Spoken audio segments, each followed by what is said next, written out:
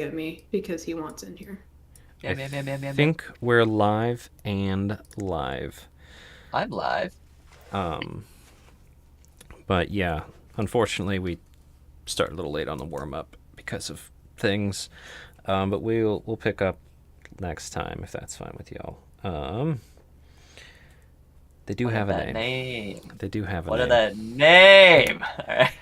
Do you want the name beforehand? No. We could wait. Okay. Make him suffer. Excuse me? What the fuck? Okay. Well, Yeah, now that we're here, let's go ahead and do some quick intros and then get into the session. So, hello, I'm Gats. I'm the GM for Bailey Ancients D&D. Tonight we are down one player due to storms destroying internet and power. But who am I playing with tonight?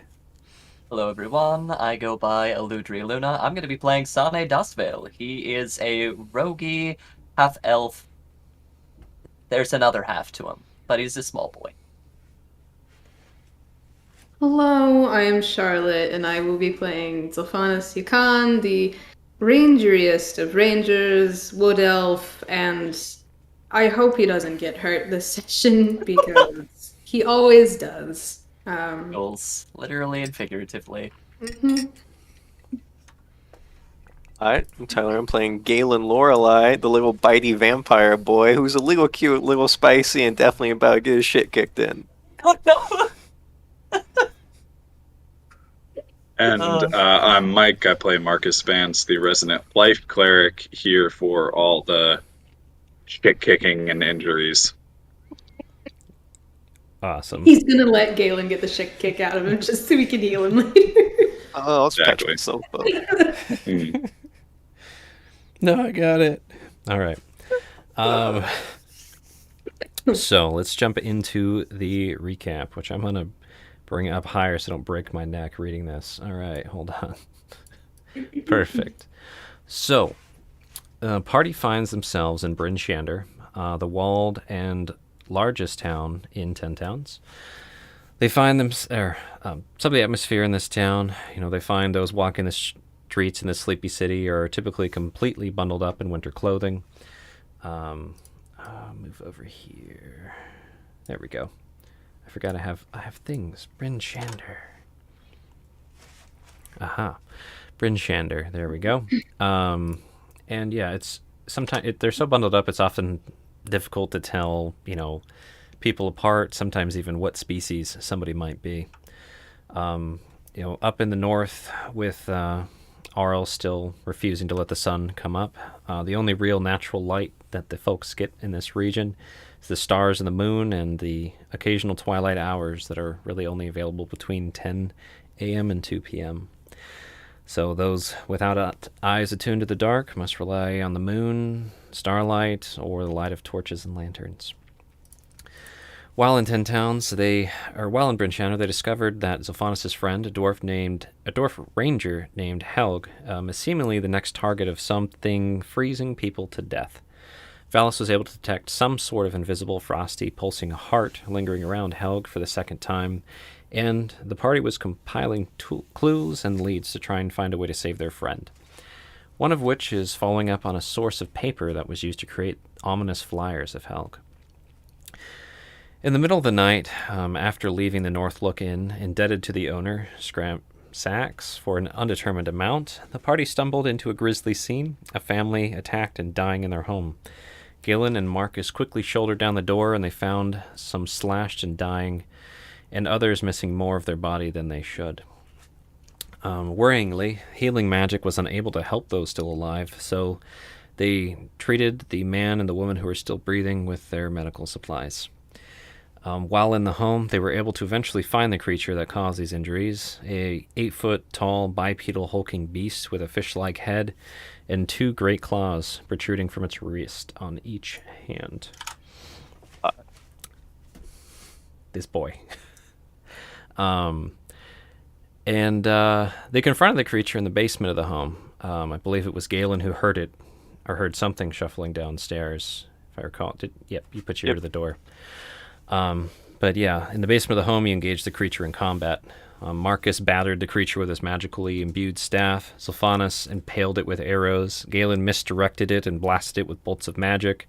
Sane sunk knife after knife into its chest. And Valus engaged it in a battle of minds with the beast. Valus engaged in a battle of minds with the beast after he had called for guards, and ended the encounter just as the guards entered by catapulting a chair leg through the top of the creature's skull and through its brain. So they were able to defeat it, and with only one party member being hurt, Zilphanus, who received a wicked gash from the beast's claw as it leaped up the stairs.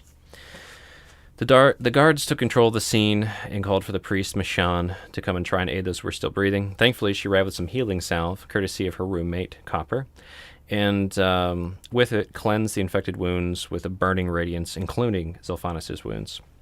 Michonne heavily encouraged the party and the guards to make donations to the House of the Morning Lord when possible, as the ingredients were not cheap. And before Zilphanus was healed, Valus comforted him with some distracting bird trivia. The party was able to gather some more information about what may be targeting Helg, such as there's a silvery-haired old dwarf woman who'd been investigating the deaths. They also discovered that some folks were even killed while being protected in jail, and that these deaths are happening all over 10 towns, not just in Bryn Shander. Much of the information was difficult to discern from hearsay, such as Galen's theory about a were-saber salmon, and the killer being someone hunting shifters. Through the rumors, though, the party was able to make some more progress and find some more leads, such as receiving directions to a hidden little bookshop called the Fancy Compass, which might be the source of paper they're looking for. And they also found out that this dwarf lady had some type of wicked axe, though that's not that unusual for a dwarf. While being released from the scene by the guard, the party was warned not to tell any citizens about the encounter with the Slod, and the guards also mentioned that it was smaller than expected and must not have been fully grown. The party then decided to try and look for Helg, or at least clues at the dwarven tavern known as Kelvin's Comfort. They sensed they were being followed by a shoulder humanoid and assumed it must be their lost companion, the dwarven ranger Helg. At the inn, they rented rooms from the owner, Ogden Flamebeard. Look at that boy. Bloop. And let him know that they'll be expecting one more, but they didn't give Helg's name nor any description. Yeah. Yep. So there was some needed downtime conversation between the crew groups of party members, and it was a nice long evening of rest. And then it became midday when the party gathered together in the dining and drinking area of Kelvin's Comfort. They ordered food. Marcus got chummy with Ogden Flamebeard, discussing the importance of dwarves and the economy, and learned that Ogden has some connections of dwarves in the major halls to the south of the spine of the world. Over sandwiches, the party just started discussing what their next move was going to be and what their team name ought to be. And during some mirthful discussion, Galen made a new buddy while making fun of shorter folk, as this taller, elf-like person, bundled in furs, went for the tall high five. I instantly regretted it. It's like, ugh, that felt icky. As you should. Small tisking. I can't hear it from down there. Yep. Oh. While debating about what a chihuahua is, a gray-haired dwarf woman interjected rudely with, "It's a fucking dog." And Sane quickly connected the dots and brought up the icy death. Valus showed her his drawings of hearts, and she ushered the party to a more private table in the corner of the tavern, and then started extracting her own tome of notes about the killings. But on the way over, Galen was called over by his new slender friend, who was sitting at the edge of the bar, and decided to have a chat with them. Galen was pretty quickly able to discern that the person was elf-like, and that they were not what they seemed. They sternly warned Galen not to ruin a good thing, and that people up here need to clean up our messes. Galen was also able to discern that this person was referring to the incident where Galen flashes and vampiric fangs at Scram's Shacks, the tavern keeper in the Northlook Inn, and also the tavern full of rubers and fortune seekers. The person warned Galen that such undue attention will likely draw the hunters, and Galen was also able to confirm that this individual had killed people while, quote, feeding. Oh, yeah. Yes. The conversation shifted abruptly just as the dwarven woman was settling at the table and opened up their tome. Galen shouted in alarm, "Marcus!" And we rejoin our adventurers now. So, right off the bat, I would like you all to roll me initiative. Oh, that's good. Excuse me? I'm just trying to sit here and hear tome stories, man. I don't know. That is 17, though. Oh, hey, not bad. Oh, Marcus! Remember to read them rolls. 8. Nice. Nice. You are And muted, then, Mike, that It's like a 15. Yeah. Oh, thing we had yeah. talked about earlier, I yelled Martha, too. Yeah. All right, so. Give me one It's a sec. sweet looking tome. Mm-hmm. Is that detailing an aviation machine? Don't worry Nice. about it. It's a free picture thing that I threw on there. But first, before we What's going resume now, we're actually going to go a little back in time to. You're going to want to pan to the right.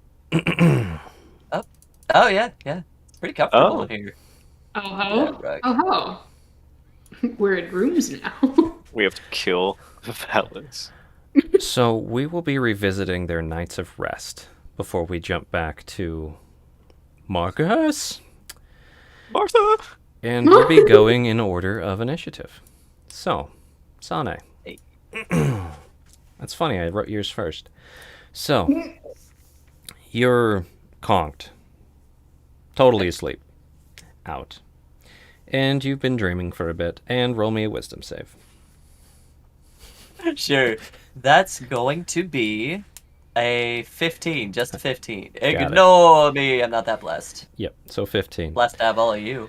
So, you have this feeling of dread just wash over your body.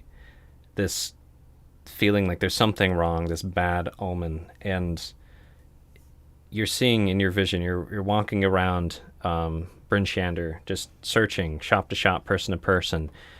Do you have any cats? Please, cat. Do you have any type of cat? And everywhere you turn, cats are dead.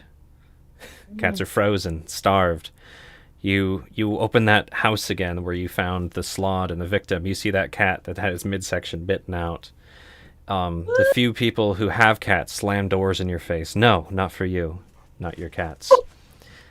You get really close to buying a kitten. It was this little girl in a box, but then her parents came and took it away. No cats for you. Then as you're walking, you start turning alley to alley, and soon you just start seeing cat after cat entombed in unmelting, unbreakable ice. And every time you put your direction towards them, like you're reaching out to them, they just crystallize, freeze, and die. What? And you get this sense it's because of your bad luck. You're the reason why. Maybe you're as cursed as Tom was. And you turn one alley and you see this well-rounded halfling shaking his head, looking down at you. Just pathetic in his eyes, he seems to say. And he picks you up. But you're so small now, you're a kitten. A little tiny kitten. You can see your little paws in front of you. And he tosses you into icy water. You just plunge in. You try to swim, but the cold makes you gasp and tense up your body. And as you try and kick and scratch your way up to the surface, pieces of ice close above your face, crushing your little paws. Through the ice, you see the halfling walk away without a look. This is where you die. An unlucky, small, helpless kitten. Yeah, that's your dream. It's good. I feel like go hug my cat.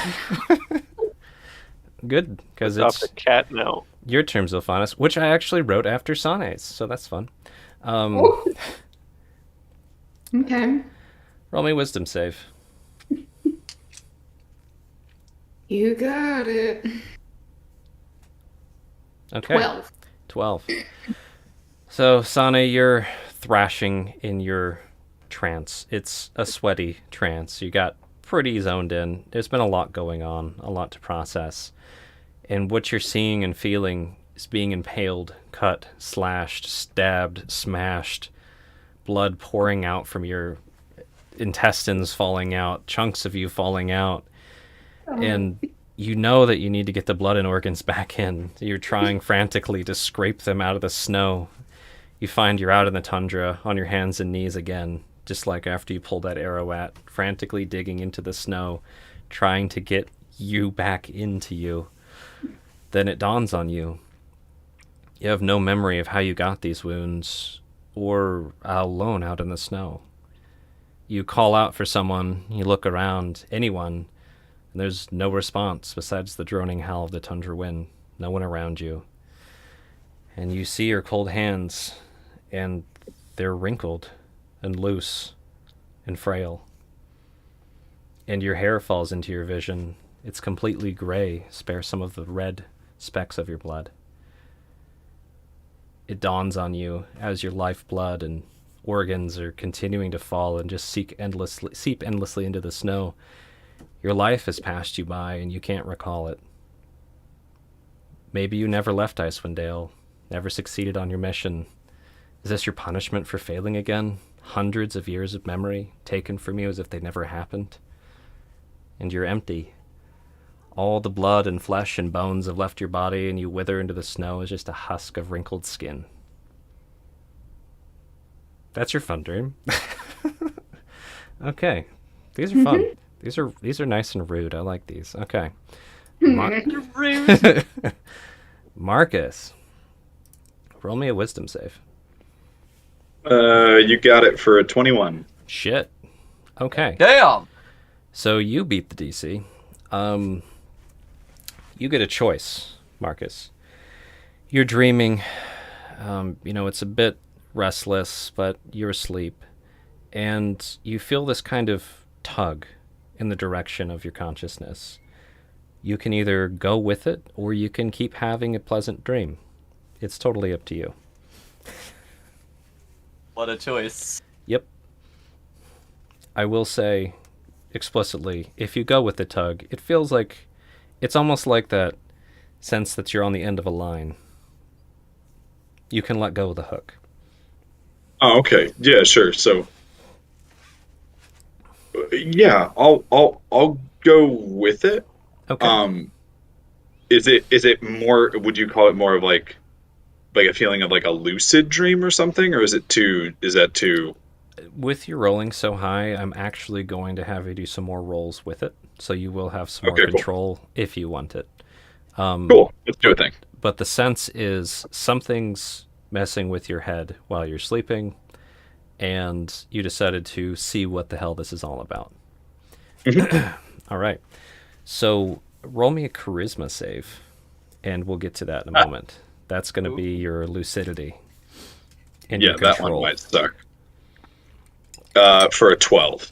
Okay, it's not terrible, but I'll give you limited control over what's going on. Sure. So, you're in a small house, cold Icewind Dale chilling the back of your neck as the smell of blood wafts your senses. The home's dark, but your staff illuminates the small space around you. Someone else's magic lit it, a companion. You're kneeling, hands upon a man, slumped in the corner, speaking a prayer to your deity, the Cerebrus of life, to channel healing magic through your humble hands.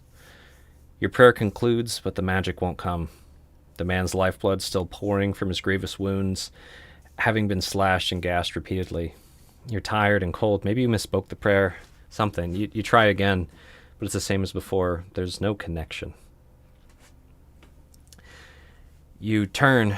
you turn to your traveling companion, your friend, the blessed Galen, only to see him falling, having been slashed across the chest by something big and fast as it rushes out of the building like a blur. Galen crumples to the ground, gasping for air, blood seeping through his clothes. Again, you try to pray, this time over Galen. Surely Everill's going to hear you with this one. But nothing except his pleading eyes saying, "Save me." You can feel it. What do? You have some control, or you can let it ride. Yeah. Can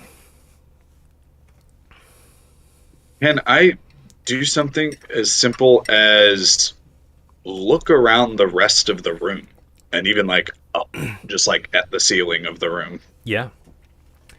So you kind of break away this fixation feeling that you had on Galen to look around the rest of the room. It's familiar but somewhat shifted, darker. The shadows are creeping in more closely than they did when you were actually in this house. And you can see your companions are already all on the ground, bleeding as well to the side, stacked in a neat row. All next to Galen now, strangely. Convenient. When you look up, it's just this looming infinite darkness above you. There's no ceiling. Yeah, that's good. Good to know. Yeah, no, definitely. Okay. Am I still Galen's- feeling that? Excuse me. Am I? Sorry, I just was coughing. Yeah. Are you still feeling what? Am I still feeling that tug at all, or like You're has anything with the tug changed now that I've done something it- outside the script? that's kind of what's pulling you back in now. So you basically got some slack on the metaphorical line, and you ran a little bit, and now the reels hit again, and you're being tugged back to look at Galen yet again. This time, you're gonna get your medical supplies. You know, if your god can't save him, at least you can, right? Yeah. So you grab your satchel out, and you're trying to open it, but you're struggling. Your hands are shaky. They're uncoordinated. You're frantically fumbling with the medical kit, but no matter what you do, your hands just aren't. They're too feeble. You can't grasp what you intend to gather. The hands are useless. And moments pass as you keep failing and digging. Just, I need to get these supplies. I need to save Galen. And the sound of Galen's boot heels scraping across the bloody wood stops, and he goes still. You have another moment for freedom if you'd like. Other moment. I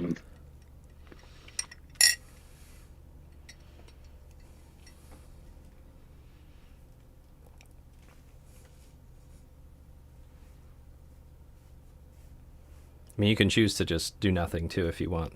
Is there anything that you would like to try and do as Galen? Where you have this moment of lucidity. There is. I'm thinking about a thing real quick. I'm sorry. Oh, you're fine.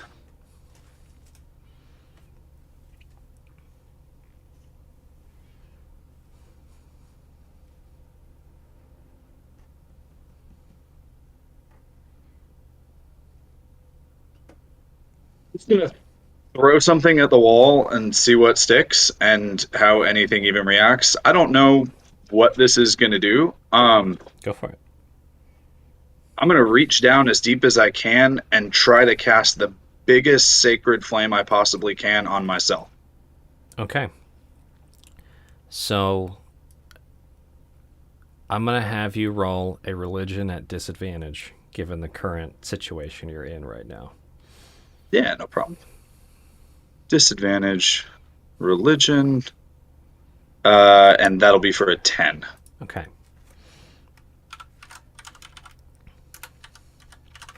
One second here.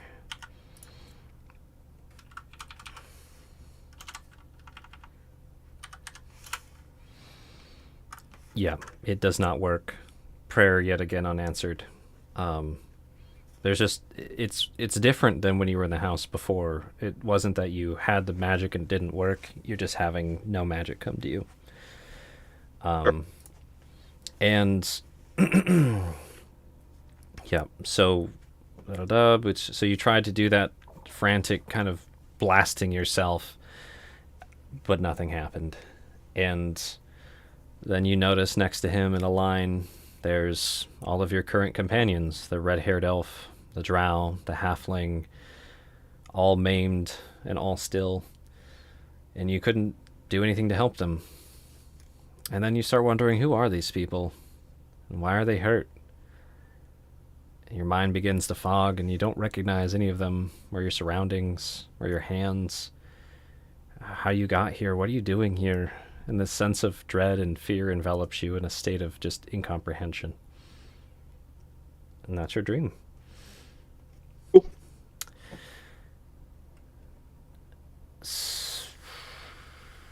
Looks like somebody didn't click their token. Galen, your token wasn't selected. All right, what did you roll? It was like an 8. Okay.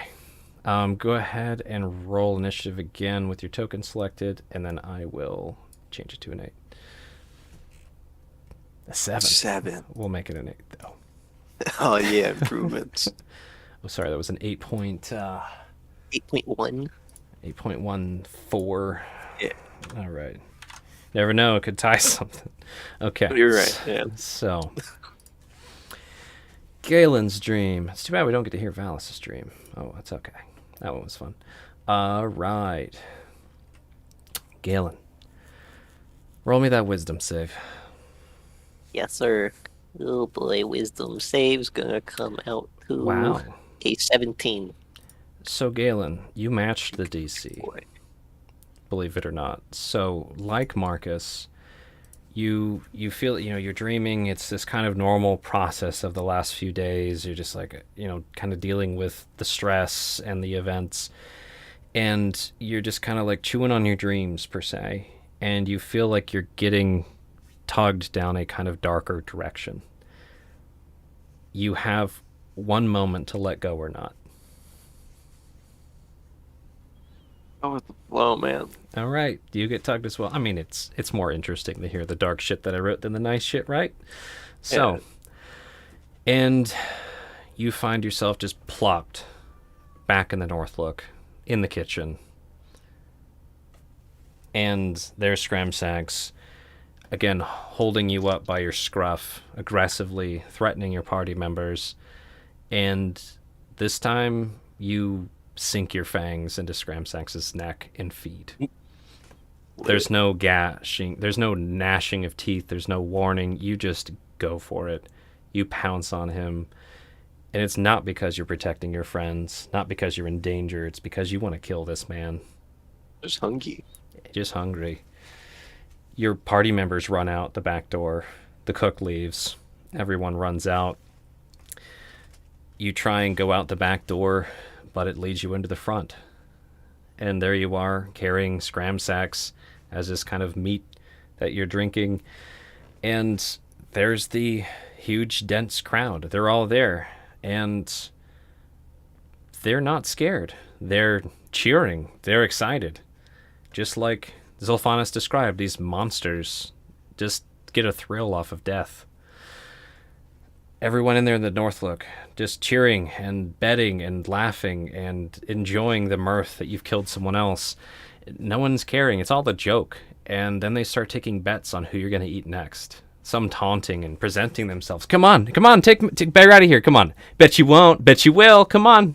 What are you going to do? What are you going to do? And you hear, again, just the coins changing hands, people laughing, mugs clinking. Since you matched the DC, you can roll me a charisma save now. And charisma save Ooh. 19. Okay, so you have a pretty darn lucid moment right now. So the scene again, you have your mouth full of Scramsax. Like, he doesn't seem to weigh anything to you right now. And there's all these people like, ah! And you're in the front entrance of the Northlook. What do you do?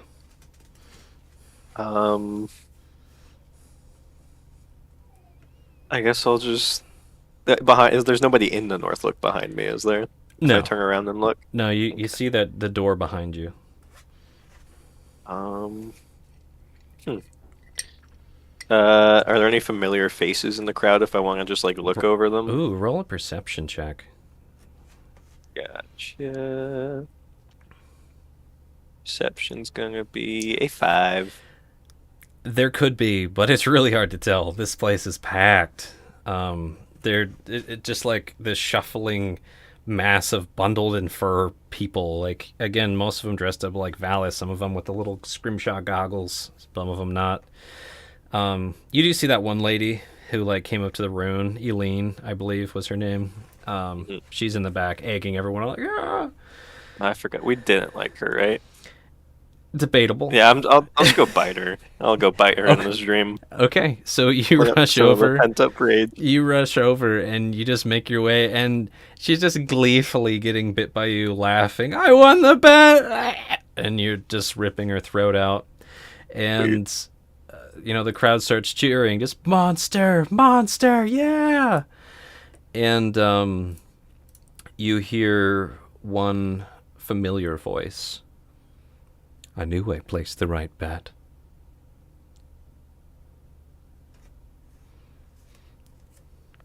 It's a very haunting, familiar voice to you, Galen. Yeah, Shiver. whip around. Yeah, you whip around, and you see through, again, bundled up, but you can see those familiar blood and amber eyes just piercing through the little bit of the veil of this bundled up humanoid. And you can see those eyes are smiling. I run. Where Fucking do you run? sprinting. Just going Opposite direction. I'm Yep. horrified, having an anxiety attack. So you run, you like run up the stairs, you open a door, it leads you back. I don't even in- run up this.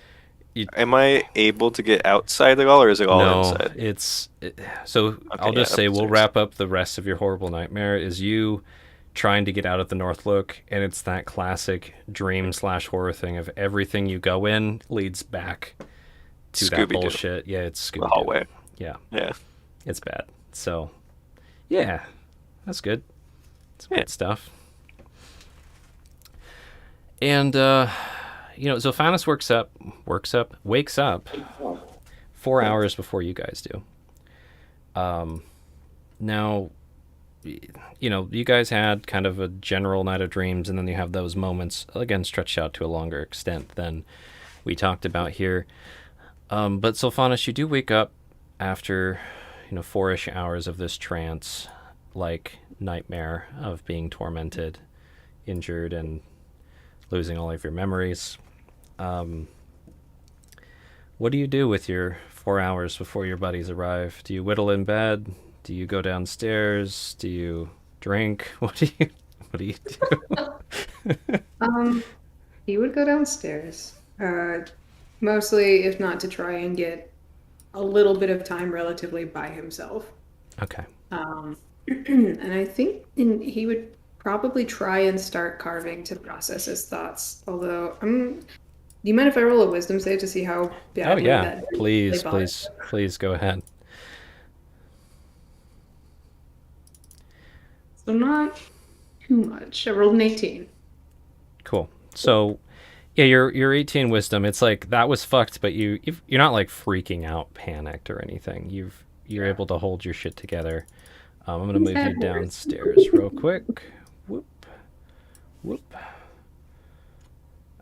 This should bring you all. I don't even know if any of you guys can see besides them, but Yeah. Yep. You make your way down. You can see Ogden, sleepily leaning on his bar counter. There's a few tired patrons in here, kind of getting a really late dinner, things like that. Some folks hanging about. What do? Find the furthest possible corner chair, sit down, and Okay. he'll pick out carving number 2. That would probably be the table back here. Seems to Okay. be the furthest.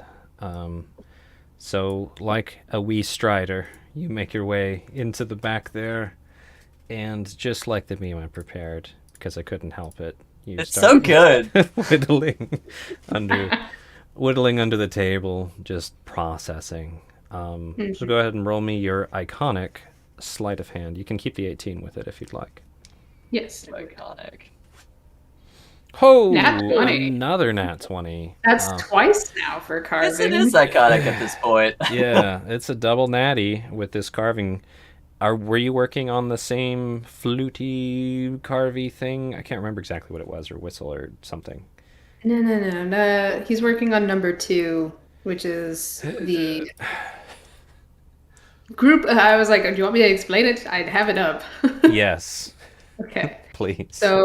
So far it's taken on the shape of some people kind of sitting around something, but hasn't been decided yet. Although I have decided what it is. And it's a campfire. Just a group of people sitting around a campfire. These people Oh, are cool. undetermined. Awesome. All right. So yeah, you're carving on it, and you get the general, like, there's a bubble here for someone, a bubble here for someone. How many people around this blob of what will be fire are you making? 5. 5. All right. So yeah, with a nat 20 with your sleight of hand carving skills, you carve out a perfect shape of potential for your campfire project. 5 humanoid blobby figures with a nice blobby space in the middle for what could be a campfire, and a nice flat base underneath. And start processing probably the shit you were dreaming about, plus whatever else Sylphanas was trying to whittle his way through. It's just a whittle problem. Just a in the little grand problem, scheme of right? things. You know what I'm really sad about is the pun that I developed for Valis' stream. It was such a terrible pun that you guys probably won't hear. Let's not. All Some right. things are better unheard. And, And he'll just sit there until the others just- wake up or show up. just hang. Cool. So you do that. You kind of hung out there, and when you saw your companions coming down in the morning, you rejoined them. I was gonna say, Marcus, you have this awful dream alone. Just... Oh no. All right, let me get that turn order back up. Oh, I realize the turn order is way over here. Okay. Come back. Oh, it's way on the other side of the screen. What? Sorry. Okay. So now we are back to the actual inn. And I'll do a little bit of describing before we resume. Marcus? It's a little busier than it was last night. Again, it's probably like 1 in the afternoon-ish. It's lunch hour. Some folk, mainly dwarves, are here grubbing down, getting their, as many tankards as they can get down with the coin that they have at the moment. Most of the dwarves are pretty well bundled up. I'd say, again, the classic kind of furs and stuff. A lot of them kind of take their beards out so they can consume. But I would say their garb is somewhere between this for the more poor ones and this for the more well-off ones. Nice. So, some pretty well-warmed dwarves. So, Galen, you yell Marcus. And now Buddy's going to join initiative. And, let's have the lady in the back join initiative, just so we can keep track of everything here. Give me 1 sec here. I feel like they're a buddy. I feel like this is misleading. I have duplicates, and now I'm confused about which is which. We'll find out in a second. That was the wrong one. Sweet. That was the right one. One moment. Perfect. So, in this kind of back room, door open, again, you have this gray-haired dwarf lady, whose name you have not yet gathered, slam down her big epic tome of something on the big table back here. Pretty epic. And, Galen, as you're yelling Marcus, the gentleman that you've been sitting next to finally pulls their hood back, and you can get a nice look of them here. Oh. Very well-groomed elf-like features with a kind of red marking on the top of their forehead, just touching their mild widow's peak, and some kind of mirrored, jagged red lines coming up to touch the grayness in his hair. And these kind of piercing, almost frosty eyes. He scares me. You should. Oh, yeah. Sane, you're kind of first to react to this yell of Marcus. Okay. Um, Honestly, okay. First, can I roll an insight? Is that, Hey. Sonny doesn't know both of you too well. Is this like you're being stabbed, or is this somebody else got stabbed and you're needing a healer? Like, what's the Okay. the What's the tip on affect? scale? You're going for an affect Yeah. roll. That's fine. I feel like it Okay. would be a pretty low DC. Natural It's 20. natural 20. So Galen, what's your affect? Because The Sane just equivalent read would be you. being stabbed. Yeah, that's a good Okay. equivalent. So That my wheelhouse. buddy's in trouble. There's gonna be a fight. Your Like buddy's as I in- say it, I'm like, yeah, sorry. Yeah. Yeah, he's shitting his pants. Yep. Okay, so Sane would probably it's- pop up. I think it's more your buddy's in trouble and is in a fight than will be a fight. I think that's Yeah, what Yeah, no, he's Sane- that's what he's communicating. quickly pops up. We'll almost sprint out a little bit, draw a bead on this guy over here, and we'll go to Dagger. Doesn't make an immediate move. Would probably first assess the situation, like, all right, is he being impaled? Did he get stabbed? Is this like a bar brawl? Are we using weapons yet? Hmm. That's Sane's go. So you are just kind of held knife person, is what I'm hearing. Yeah. If you'd allow it, I'd like to hold an action that if I see him visibly draw a weapon and attack, You throw a knife. that I'd throw a knife. Okay, I will. So I if will he allow punches a hole in your chest, I can't help you. that. Yes. Got it. No, if it's a But I weapon, he's can. cocking it. They're registered. Okay. God damn it. So bad. No, hey, that's not a thing. It's just not a thing. He also didn't say who. He just said he. So if I pull a weapon, Sane stabs me. Just stabs Ogden. Ugh. Oh no! Okay. And all for cereals. That was Sone's go. Yep. Now it's the spooky, not spooky guy here. The innocent stranger. Yeah, What are you talking about? He's pretty spooky. just He's chilling. innocent. Just chilling. Now, why did you have to go and do that? Oh. And who was that voice, anyways? The eyes look a little like yours. Is that your father? Just keeping eye contact on him. Yep. Just Silence. roll me an insight real quick, just to see if you get what he's saying, and then we'll go to. Well, if it would let me open up my. Oh, there we go. Dickhead. Insight. Didn't even ask first. Yeah. He's he's alluding to your dream, right now. Yeah. Yeah. He's a dick. So, Sylphanus. Yeah, Oh, I he's should a have dick. chosen not to have the dream. Then he wouldn't get that witty one-liner. Next level plays. God damn it. Yes, me. So Um, Sane Well- scooted his chair back and just like went out, and he's got his little like Western stance right now. That's what I was imagining. well, seeing that Sade just did that with like not saying anything, I mean, you can The see fun him. is- He's standing there like, like some Western music's playing. You can right hear now. the music. I'll come and take a peek sees as well, Yep. like right behind him, probably about. Yep. Galen and this man are having a stare down at the We're bar. about to kiss. Yeah. Will they? I mean, kiss? Maybe. I mean, could maybe. Who knows? A less fun kiss. The women who are by the fireplace enjoying their wine are just kind of like, ugh, what are you guys like running out? They don't say it, but they have that just like, Jesus, calm down kind of vibe. Killing my boss. And I would have heard Galen yell as well. You all right? heard Galen yell. The whole bar yelled Galen yell. Just like, what the fuck? And I'll actually say to him like, Galen, are you all right? You can respond briefly. Just thumbs down. It's a grunt. Just Uh-uh.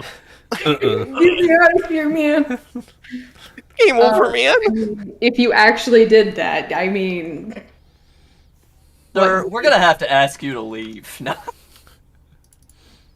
do you actually do that to Z?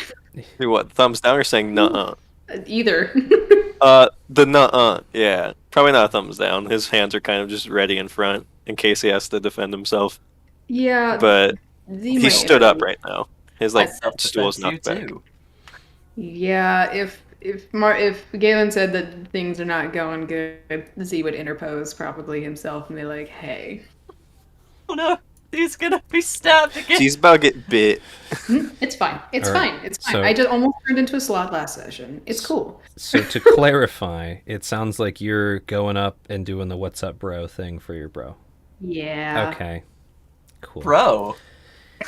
All right, so Bro. let me just zoom in here Oh, for the audience's sake. bro. And Zilphanis, you move. I'll just say you're kind of dashing because I think that's more than your walking speed, right? How many? Yep. feet? Yeah, that's Probably. Well, let's see. It was 10, 20, 20. Yeah. okay. Ghost does a little pushback, like, ugh. I mean, Zilphanis wouldn't touch him per se, but he would definitely get in between. Okay. You don't touch Galen, or you don't touch this guy. You don't touch that guy. Like, Okay. I'm trying Like not the to start a proper- fight if we cannot. Proper but bro. Also, I'm like, I will Pro- fuck you up if I have to. Like, You're super broing right now. Got it. Yeah, that's great. the broiest you've seen Z get thus far. You just get this like really look from the guy. Like really? Marcus. Aren't you? Yeah. I think that I can make it to here. 25. Right? Oh no, only 20. Cool. Yeah, I mean if Oh, you had to yes, go around, 25. you get another you can move one more hex if you want. Yeah. Yeah, no worries. Yeah, so kind of up next to Sane, if nothing else. Nice. And yeah, just kind of following in suit, call out to well, actually at this point both Sylphanis and Galen would be like, first Galen, like, my friend, you gave us a fright, and oh my, seeing What the- Sylphanis is what the- like, oh.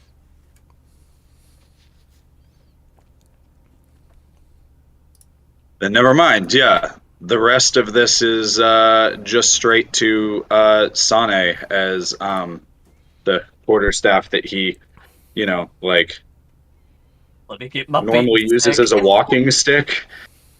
You let me, GM, know how like Star Wars, Magna Guard, like Shillelagh ends up turning on a quarterstaff, but the rest of my sentence is specifically to Sane, where I'll do the kind of like lean in very close to him and just be like, the gentleman between, on that's next to Zilphanis, is a hostile vampire.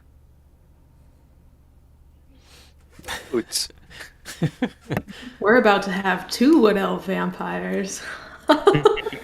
Oh, I'd ship it. Alright, so One sec Please here. don't. You can't ship it because then that technically makes us related. It's weird. Yeah. We become brothers. Oh, You think Blood that brothers. Stopped, you think that stopped anyone ever? it's gonna stop Sylphanis. Alright, let's see here. Valis just kind of moves up behind Marcus when Marcus goes and is just like nervously wringing his hands on his staff. As he does. Yeah.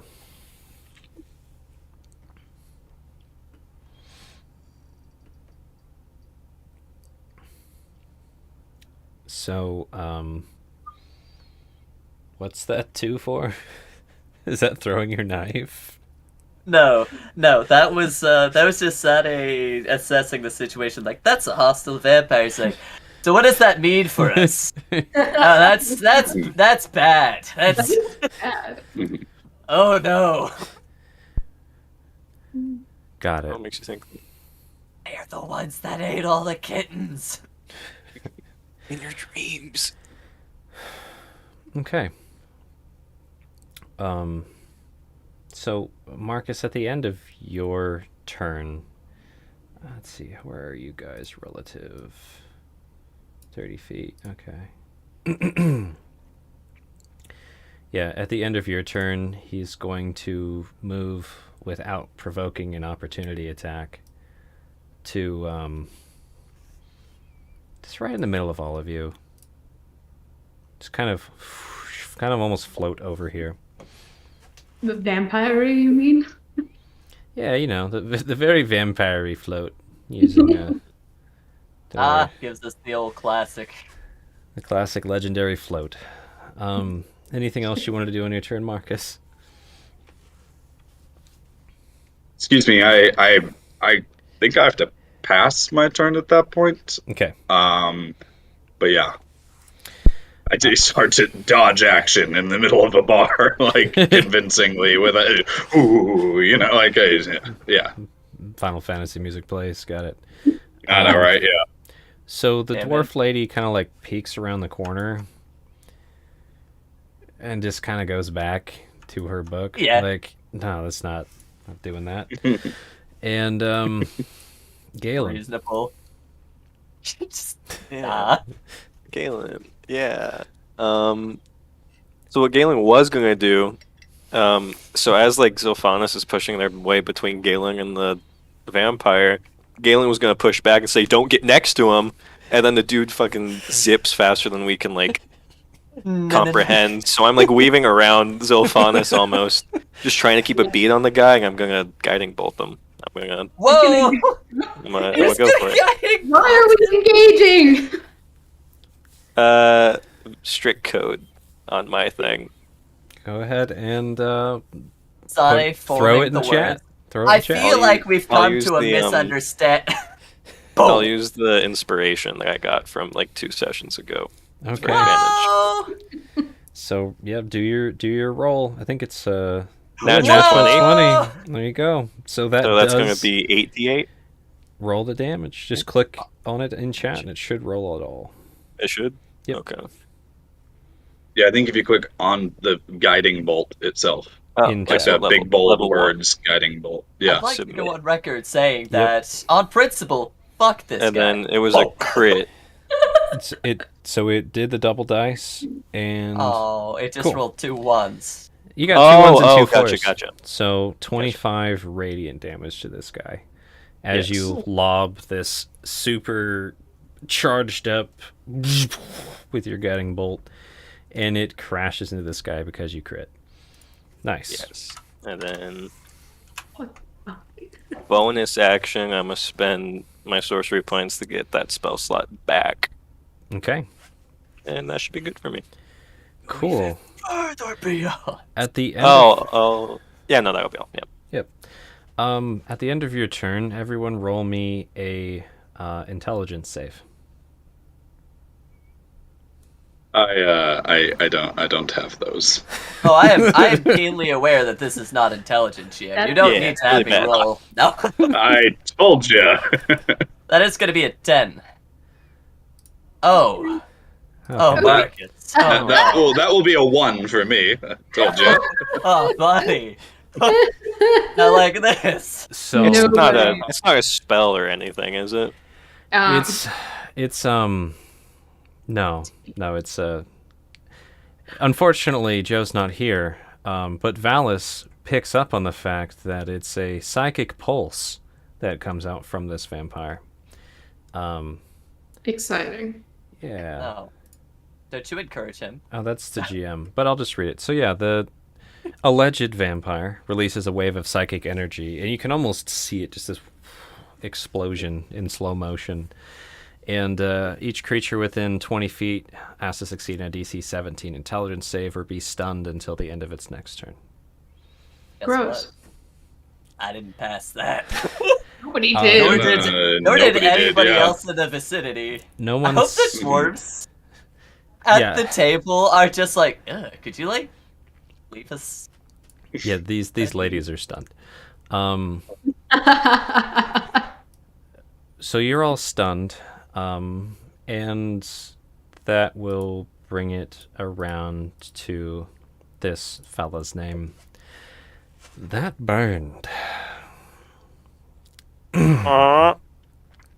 He was supposed to. I was like, can't move, so I'm just gonna. It's just Draw a. my name is Yasha, by the way. Let's not have you doing that again. And he will kind of lock eyes even harder with you, Galen. And I don't remember how stunned unpacks wisdom saves and things. Could somebody look that up real quick? It stuns Dex saves. Dex, okay. I didn't think it impacted that, but go ahead and roll me a wisdom save, Galen. Always. Wisdom save of 5. Very nice. Beautiful. So you are incapacitated for a minute as your mind is imprisoned in an overwhelming flood of its own insecurities, shortcomings, and inability to accomplish your goals. You can repeat the saving throw at the end of each turn. Gotcha. So that's good. Lit. Yeah. What else would they like to do? Got his pick. Free range. You know, the other thing they're going to do is pull out a stack of papers, drop them on the floor, and Sisters? start walking away slowly. I will discern that in 6 seconds' time. Papers on the floor. Whoa, look at those papers. Yeah. And, What's yeah. up? Excuse me, you dropped the. they rolled super, super great initiative. Mm-hmm. So, yeah, it goes to the very end of the turn order before this thing actually does anything. And the papers kind of transform into this swirling mass of papers. Oh. Even his papers are dicks. And they're just kind of ominously twirling around right there. And then let me do a roll for this buddy here. Don't mind me. Papers just maim a dude, like. What a dick.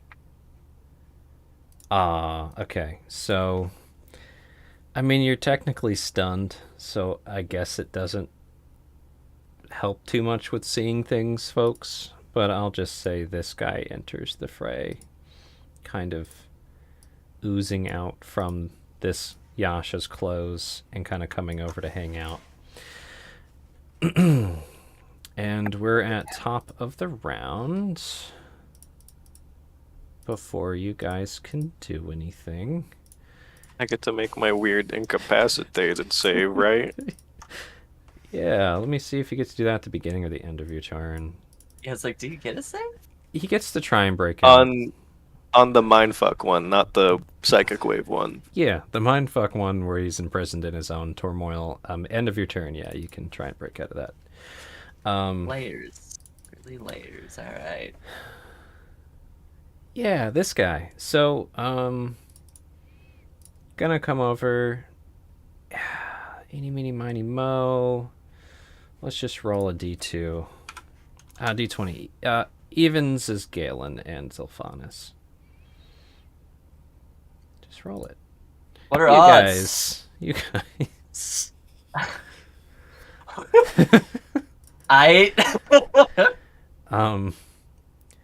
Roll me con saves, both of you. Sure. 19. Oh, God, okay. God damn, you two. You both For succeed. You both succeed, but this little guy Fuck this guy. sprays you both with ink, just like a squid sprays you both with ink. Trying to kind of get it in your eyes and stuff, but it doesn't quite get high enough, and it just runs down your clothes. So you guys got inked. You can turn both off. I'll just end this. And Sorry. then the little guy is gonna come over to this side And Sane, how long were you stunned? Was it just one round? Can't remember. I believe it was just the one round, is what you said, but up to you, GM. Let me double check. So is that one round? Like, have we passed that already, or are we? Yeah, is it back to What round him? are we on? Yeah, Oh, okay. we're back to you, Sane, at the top of the round. Yeah, so you lost a round, and here you are now. Okay. So I should have made the wisdom save already then, right? Or are we not? No, we'll get to you to do it. Okay, I'm just confused. Okay, I'm sorry. Yeah, okay. That thing looks pretty gross. What's on the table right here? Some bread, Okay. and a couple empty tankards, and a couple Perfect. plates yet Take to the be tankard. cleared. I'm gonna chuck it at this guy. All right. So you just kind of move here, and you're throwing it at the Little squid ink. inkies. Cool. Yeah. Gonna be backing up, like toss a tankard, probably toss a knife. For a hot Okay. second, I thought you were mean you were going to throw it at Yasha, and I was like, please don't. No. All right, throw your tankard. All right. Throw the tankard. Give me one moment here. Improvise. 19. Yeah, your tankard strikes true. Roll damage. It's gonna be. Hold on. I'll He's- let you have sneak attack. He's He's- small. he's Yeah, right it's like there. he's Whatever. small. All Okay. right. It's gonna be 8, and then you said Yeah. there were a couple. Yeah, so you throw your tankard, right? And it's not the impact that hurts. It's like you scooped half of him up, and the tankard kept moving, and just crashes into the wall back here. And You it's know- like slowly creeping its way back. The That little worked thing's just pretty like, good. "What?" He's gonna And- try 2 for 2. And then when you did that, this thing's held action to go after whoever makes the next hostile move. Procs. So has another tankard in hand. And that stack of paper, which you'll get a really close look at here, Sane, it's actually it's leather. It's vellum, so made from skin. Different paper, and it Oh, okay. swarms around you, and tries to engulf you, and just tries to cut the shit out of you for a 21. Death by paper cuts. So Yeah. I'm assuming a 21 hits. I wrote it Yes. GM. Whoops. And 5 paper cut damage. Ah, Slash wounds. Jesus! And you just hear this as all these papers go flashing around you. All right. You I still have your lied. round if you want. I'm taking the tankard with me. My bonus action is now gonna be disengaging Okay. from this. Paper And storm. I'm just gonna kind of extricate myself. So, That's Sane's go. all right, you threw your tankard. You scooped up some ink for 8 Yep. damage, and then you got paper cutted and used your cunning action to get the hell out. Yeah, Got it. took the other tankard with me. Cool. Yasha's turn. Okay.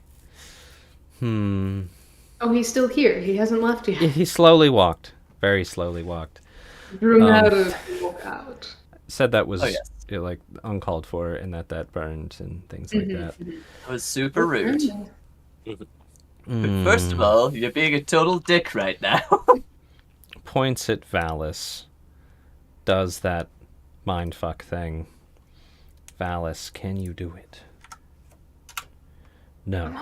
Valis rolled a 7 on the die. No! Very Valis nice. is imprisonfied. You telling me he doesn't have a +10 modifier? No. And then he just keeps slowly walking towards the door. Actually, hold on. Nah. He starts walking towards the bar. The bar? Oh, he's gonna. Okay. Yeah. And just takes a deep breath and sigh. You know. No, I'm not gonna do it. Never mind. Sylvanas, you're no longer stunned.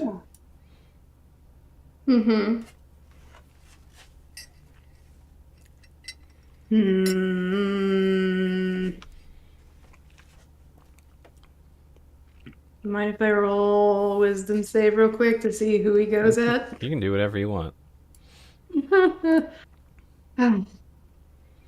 17. Okay. So he's gonna go ahead and take aim at the ink fella over here. Get him. Which half? 'Cause, maybe taking aim at the vampire is not a good idea at this moment in Do time. whatever you want to do. You know, you say that, and I question. Mhm. Anyway, that's a 15. Nice. Let me check this AC boy real quick. That does hit. So roll Yay! damage. Poor piercing. Okay. So, yep, you fire an arrow through his little, like, bit that was holding him up, and he just kind of drops onto himself a bit. It's a little shorter now. As your inky arrow just sticks into the floor underneath Marcus's feet. Don't like that. And I'll kind of like turn to Galen a little bit and be like, "It's your call. Go for him or leave him alone." And kind of nodding my head at Yasha. Galen is imprisoned in his own mind for the Oh, time. that's being. true. I He's just like- forgot. it's when you say that you realize Galen's not home. Oh. Anything else? Any movement? No, 'cause the thing I could have done, I should have done before I shot, but it's okay. Valis failed. Marcus. Enters Merc. Yeah, so I have a quick sort of logistical question because a lot of things have sort of happened. I didn't want to interrupt, but an enemy did enter within 5 feet of me in the form of Goopy. You can always pipe Um, up, and yes, that okay. should have procced your BAP attack. So go ahead and try and Cool. BAP. Yeah, awesome. Alrighty, so we're gonna do that. And because, remember, as part of the previous conversation, I applied Shillelagh, so that's already on. So I don't know if a 9 actually- hits. The one thing, which is, it's a dick move. Oh wait, no, Shillelagh's not concentration.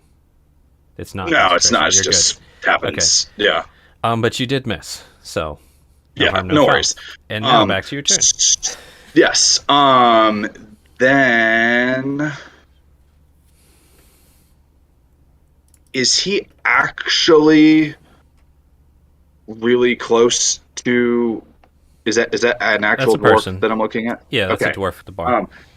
Can I take half a second to just read the room and see? A lot of things have also happened. Again, is anyone responding to this in any way? Yeah, that sounds like probably a perception insight combo, real quick. Okay, cool. So starting with perception, we have a whopping 6. Nice. And what was the other one? Insight? Insight. Yep. Insight will be an 18. Okay. Nice. So, again, it's just dwarves, like mainly just dwarf, right? So it's hard to lock on to anyone's expression in particular. But you can tell the general vibe is either people aren't noticing or they're not caring.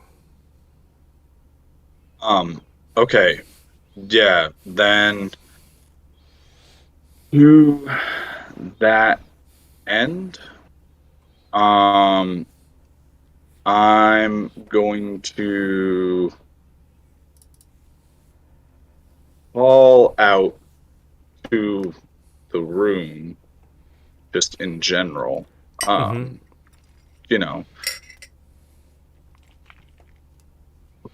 You know, by the divine, someone stop this man. He's dangerous. You there, specifically to the one that he's right.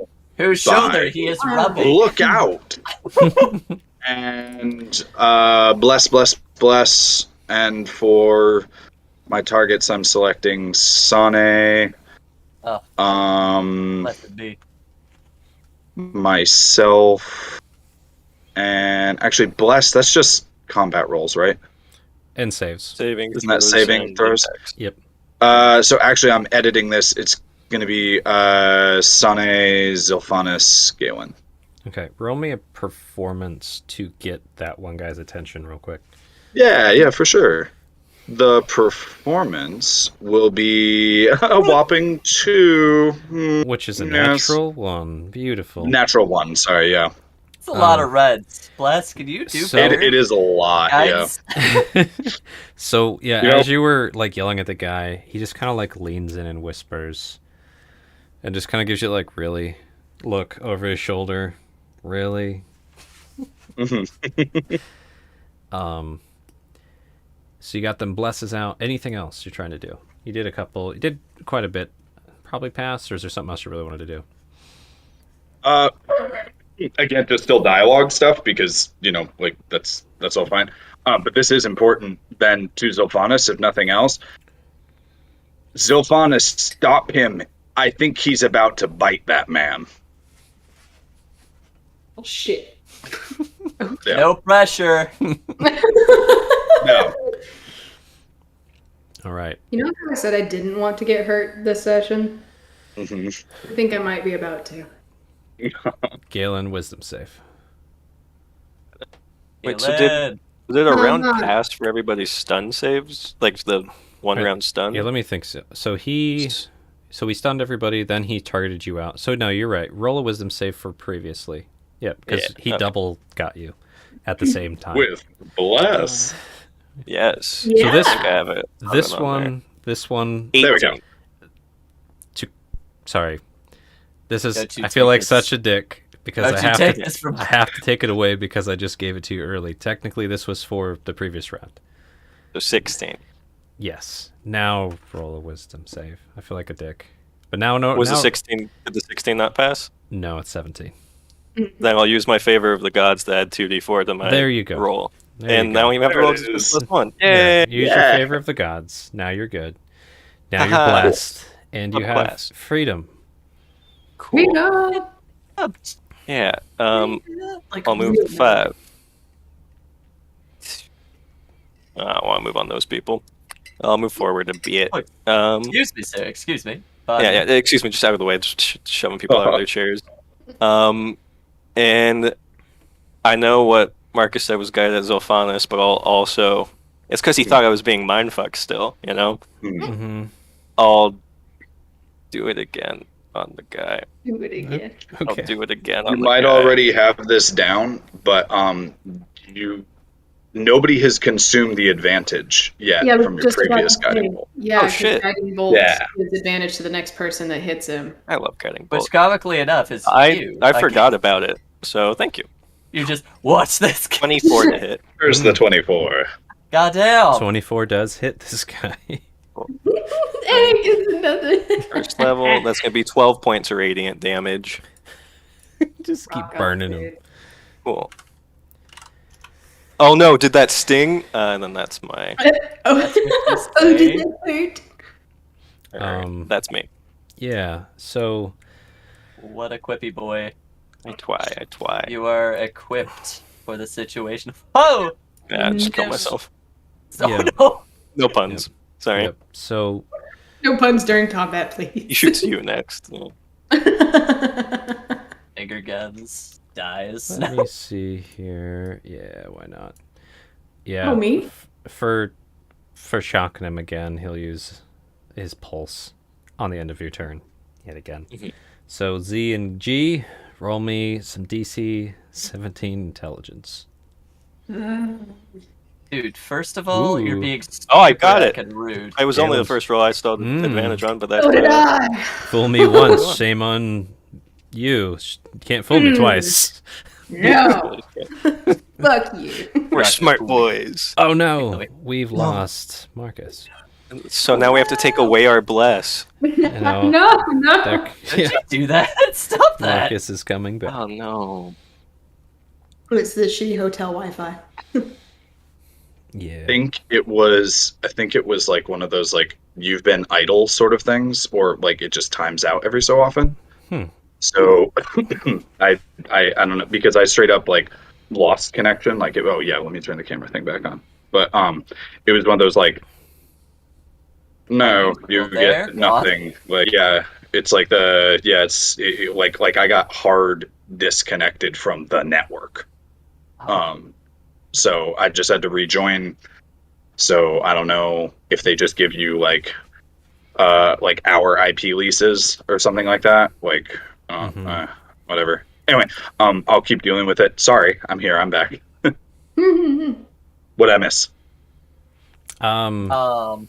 Another energy wave that both the people nearby just decided not to take. Yeah, you missed my George You're W. blessed. Bush joke. That was all. Fool me once, shame on you. Can't fool me twice. Yeah. So, yeah. Can't fool me again. Yeah, can't fool me again. And I think that's your turn, right, Galen? Yeah. Yeah, cool. I was trying to think of another George W. Bush quote, but the only one that comes to mind is the French don't know the meaning to entrepreneur, and that doesn't fit in. So No, not yet. Just yeah. pocket that Eventually, one. Rainy when day. we become businessmen. Rainy day. So yeah, papers envelop you, Galen, Yeah. which is good. Oh my gosh, what did I do to a sheet? Anyways, and they're going to, yeah, Spell slot. they're enveloping you, and they're lashing out at you and Zilphanis Yeah. with a whirlwind of paper cuts. DC 13 deck saves. That's really rude. It is extremely rude. Make I sure knew it, Zilphanis though, at a can't be 23. cut by paper. God Like, damn, fuck Sophie. this. 18. Nice. You both succeed the save with the 22 with Z and the 14. Or, I mean, you guys, I think, both have bless, 15. right? Yeah. Yeah, so 23 and Wish Bless 15. would roll anything but a 1 to Eh, help. you just like, need. You didn't even need bless. Don't It worry about helps. it. Bless- this is the best I could do for you today. Yeah. If you I mean, it upgrade makes sense. to... You got played with the Bless Premium. Yeah, if you...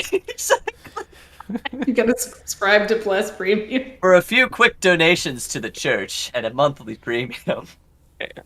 Oh my god. Get Eldritch Blast Amazing. and Bless Premium. Plus Premium. Fun. So, little guy's turn, right? Little Oh, look at inky him guy. Little inky guy. Always inking. Yeah. And let's see. Marcus, you failed to bap him. Mhm. And Valis is incognito. Incognito. Valis is it's gone. Sane's hiding. Yeah, I think he's just gonna target you guys again. 15-foot cone on Galen and Z. Ew. Color spray. Oh, no. Whoa. Of course I rolled it to GM. Awesome. I need to take that off of GM. Okay. Roll there it we again, go. but better. I mean, it doesn't Yeah. even roll the damage. I have to roll the damage separately. But let me do it in chat again. There we go. Woo. So, DC 12 for a... What is this, a con save? I can't remember. Where's the save? Where's the save? Not a save. I thought it's the 9 hit Oh, it points just that affects people. in- Oh, that's Yeah. right. Spending It's of hit just points. it's just HP. So let me roll 60-10. Excuse me? What the fuck? No. 19. So that's just getting Galen. I'm Galen. blind. No! Alright. Pew! Kaleidoscope Okay. for Galen. Yeah. And Sane. Driving with his brights. What a What would you dick. like to do? Sane's gonna scurry out from behind the table like, excuse me, Yasha, if you could take these back. He's gonna throw his mug. I'm trying to gather it for you. I really feel like we got off on the wrong foot. Just wait until I shoot him with an arrow. That's gonna There'll be a no going back. 21 to scoop up the other half of this little buddy. You're just attacking the little guy. Okay. You can take this. All right. Yeah, so he just gets like scooped into Mugland and is gone now. Yeah. Sane's not gonna throw a dagger at the swirling. I'm sure the Come paper would stop the on. dagger from hitting Galen. Right. Yeah. Oh yeah. That'll do it. Sorry, and what exactly did you say to Yasha again? Could you take these things back? I really feel like we got off on the wrong foot. You're covering us, and it's just not good. Come on. It's like smoldering. Yeah, Roll a persuasion check at disadvantage. reasonable. He's still small. He's like listening to me It's got over that, the like- smoke. Like the tense shoulder thing, you know, like that cartoony, like it's Yeah, uncomfortable. 11. Okay. 11. Yeah. So Okay. Sai will probably scrabble over here and is going to be making sure to Did you just secure. hide under Marcus? Where'd What? you go? Marcus Oh, is there you are. underneath There you me are. right I now. wasn't. What I the fuck are you wasn't. talking I about, wasn't man? scrolled up. You just disappeared. Okay. Oh, I'm just under the red. So what? No, Sane's just gonna be like probably scrabbling to get those tankers just like secure this thing. Yeah. It's gonna give it back to you. Take it back. So, at the end of your turn, they will. Oh, that is the NPC. Let go. Okay. At the end of your Pick turn. some updates with the... End of your turn. Jesus. He will be right here. Alright, so kind of gathers the cups, turns around, aha! Panics and drops them. Ah,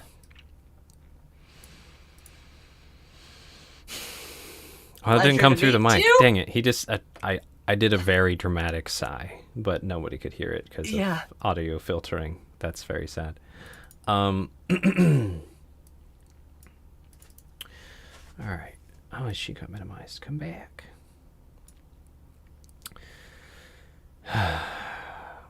Indeed, it did. And he's gonna like snap a gaze over at Marcus. Roll me a wisdom save, Marcus. Sure. That'll be, excuse me, a wisdom save for a 23. You're Oh, unaffected. Bro. Nice. But you- just Liam Nilsson over there. Yeah, old man can't happen to him. But yeah, you feel like this crushing of your mind, but it just kind of reforms like a squishy foam thing. You're fine. You have any It's idea on you, how I many have years Alzheimer's. Yeah, you're like, any idea how many years Look, I've been I've fighting done. off dementia? Easy. Uh, Sorry, Um, anyway. It's terrible. I love it. Ooh. and he's just like looking between the rest of you.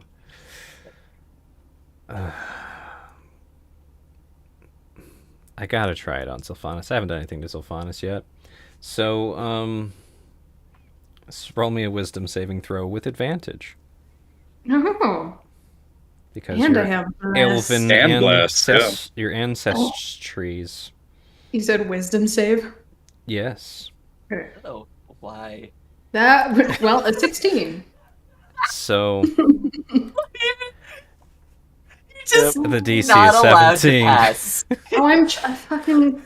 but just barely. I'm about to be gutted by Zolfanis. That makes it funny, right?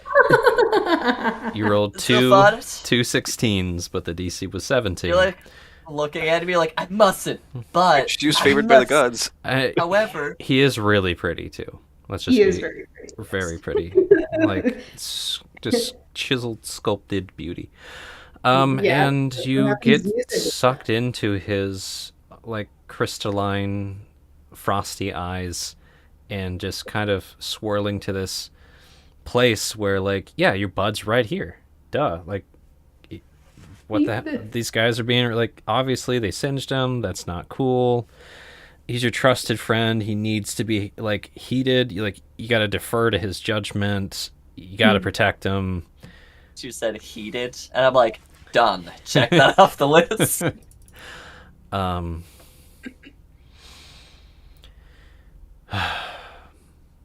Oh Wrong no, foot indeed. this is gonna be really bad.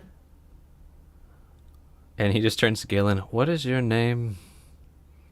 And I think that's Yours. over to You said what's yours, real quick? Up yours. Up As I'm yours. facing the wrong Okay. way. Just up yours. I do a point with it too, but it's like off a little bit, so it's actually like at Sane. Got it. In the direction of Blind. the sound will. Blind Sane like, pointing. fuck. Sorry, I'm trying to defuse the situation. Zilphanus, Yeah. what would you do to protect your friend? That's my only question. I would kill to protect Oh, my good. friends. How threatening is Galen being right now? He's being pretty damn rude. Like he's trying to like bro up on your bro. So At least. Well, that can't stand. I can't be outbroed. Probably do the same thing that he did not a few minutes ago. And Into the swirling mass if of it helps, fleshy Yasha vapors. says, "Can you calm down these folk for me? Diffuse the situation. yeah. Settle them." Don't mistake my shaking hands. I'm perfectly calm. Of course, Yasha. It will be a simple matter. Holds out Truncheon like. Just beating the shit out of us.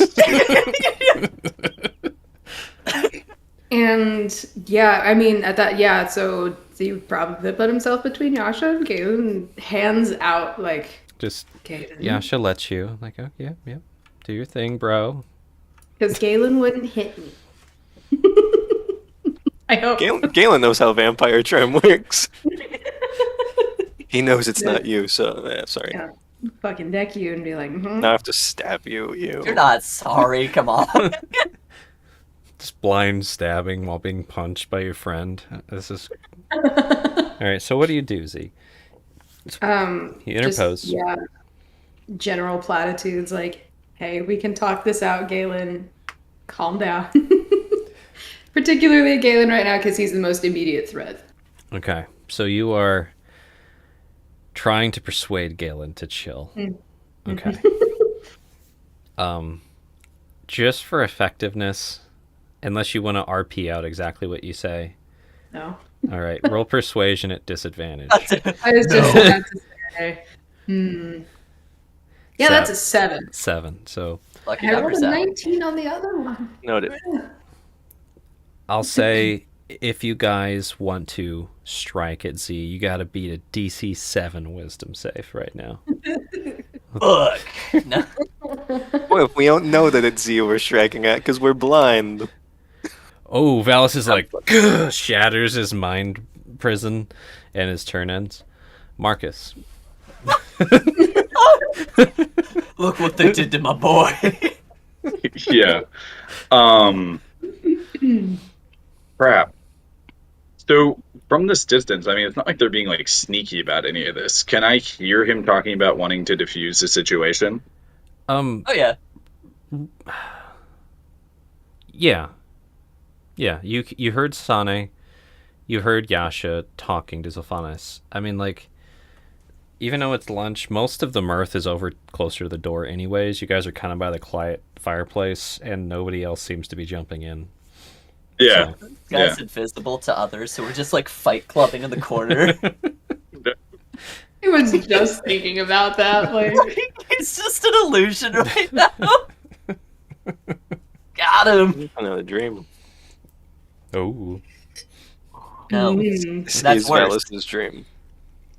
That's I why do- you needed to be here today. No, I do want to kind of just call out, I guess, to the vampire and to Sane and just be like, I'm not wholly unamenable to hearing your terms. You do have us at a disadvantage. And can I take the, like, can I take like a help action to try to like take Valis awake? you think about taking the help action, but Valis puts his hand determinately on your shoulder like, we got this, bro. I've got your back. Valis cracked out of his thing. Last turn. He rolled Finally. he rolled a nat 20 to wake up at the end of his turn. Valis did. Oh, You were okay, talking about Valis, then- right? yeah, correct. Yeah, Valis. Oh, I'm is- sorry. I must have misunderstood that. I'm sorry, my mistake. Yeah, Valis broke out of his mind prison just now. Just Just now. Like, you look back, you're like, oh, nice. Yeah. So you can keep your action. Okay, in that case, I'm gonna do that and hold my action, if that makes sense. So what's your held action for exactly? I'm gonna move around just to kind of, I guess it would be here. I can't quite tell what the hex is. Just to try to assist it, because aren't the books still right there, or the pages? Yeah, so Galen is still enveloped in a swarm of vellum pages that were trying to paper cut everybody, but they couldn't. Heck out of Sane. Tell you what. Yeah. Okay, I guess my held action would be to try to batter the pages if he doesn't show a sign of like de-escalating. So if the pages try and attack again, you will Yeah, batter exactly. the pages. Yeah. That is fine. Yeah. That is fine Yeah. by me. Galen, you're blind. You can smell Marcus. He's right there. His old musk is comfortingly close. Stop And there that. are still pages flying around me Yeah, right you now, hear right? the flapping of fleshy pages around you. I'll- They're not cutting you at the moment, but they're there. I'm not Ominously fond there. of the idea of what that would sound like, GM. Yeah, I'll Gonna have you take that description back. the fleshy flaps. I think I'll just Flippy That's slaps. no, it's better. Just so these flesh flaps, I'm just gonna unclip my dagger and just take a swipe. I guess that's the best that I can do. Okay. I don't like. Smart. I'm imagining the sound of them, and I don't want them there. So So that the disadvantage swipe, advantage. I will say, if you roll a 1, you're hitting one of your buddies because they're Gotcha. right there. I'm still facing the vampire. So you'll hit Zolfanus. Okay. Probably. So 6. yeah, you swipe out at air, like Well, plus a D4. And, yeah. you can throw the D4 on there, see if it. So does a it. 7. Little- No. Sure. Yeah, 10. Oh! Let me. God, this thing's so buried. Let me see if it actually hits. I don't know. No. Yeah, I So didn't think so. I mean, it doesn't hit me. I know that. true that. But yeah, Probably good. you like swipe out and you think you hear one. You like swipe up. It doesn't hit anything. So, but you're do some flashy moves. Yeah. And I can see again, right? How long are you Yep. behind it? I can't remember. Was it just one round with color spray? End of your next turn, I think. Yeah. So the kaleidoscope is starting to leave your eyes as your turn ends. Correct. Yeah. Cool, I'm good. That is a relative term. Yeah. Oh shoot. Marcus, What's up? I forgot to have you roll me a persuasion check for talking to. Oh yeah, Yasha. Oh, yes. How amenable. these aren't great, but we'll go for it. Yeah. So that'll be a persuasion for Ooh. 17. God damn! Nice. That's really good. I see. Better than I thought. So, Vamp Boy like tries to peek out from behind Sylphanus' tall shoulder. He's shorter than Sylphanus, Ah! but Got him! does that, like looks over at your drow buddy, kind of like, yeah, I don't know about that one. And I only came to talk. And he kind of like nods to the stairs. Okay. Your friend can wait. And he nods towards the fireplace, which is where the dwarf is. But, Yeah.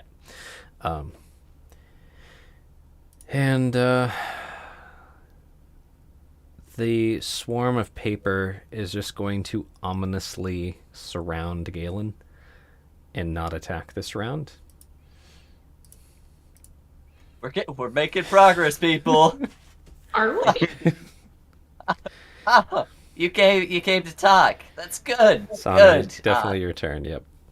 Yeah, no, that's what Sane's doing. We'll scoop up the little ink boy again, put it together. Might want this back if we're talking like civilized individuals. Kind of looks around, is gauging the room. Feel free to reply, people. When you do that, Right. he'll just kind of like reach his hand out and put like his pinky and his index finger on the edge of the cups. They just kind of ooze up his sleeve.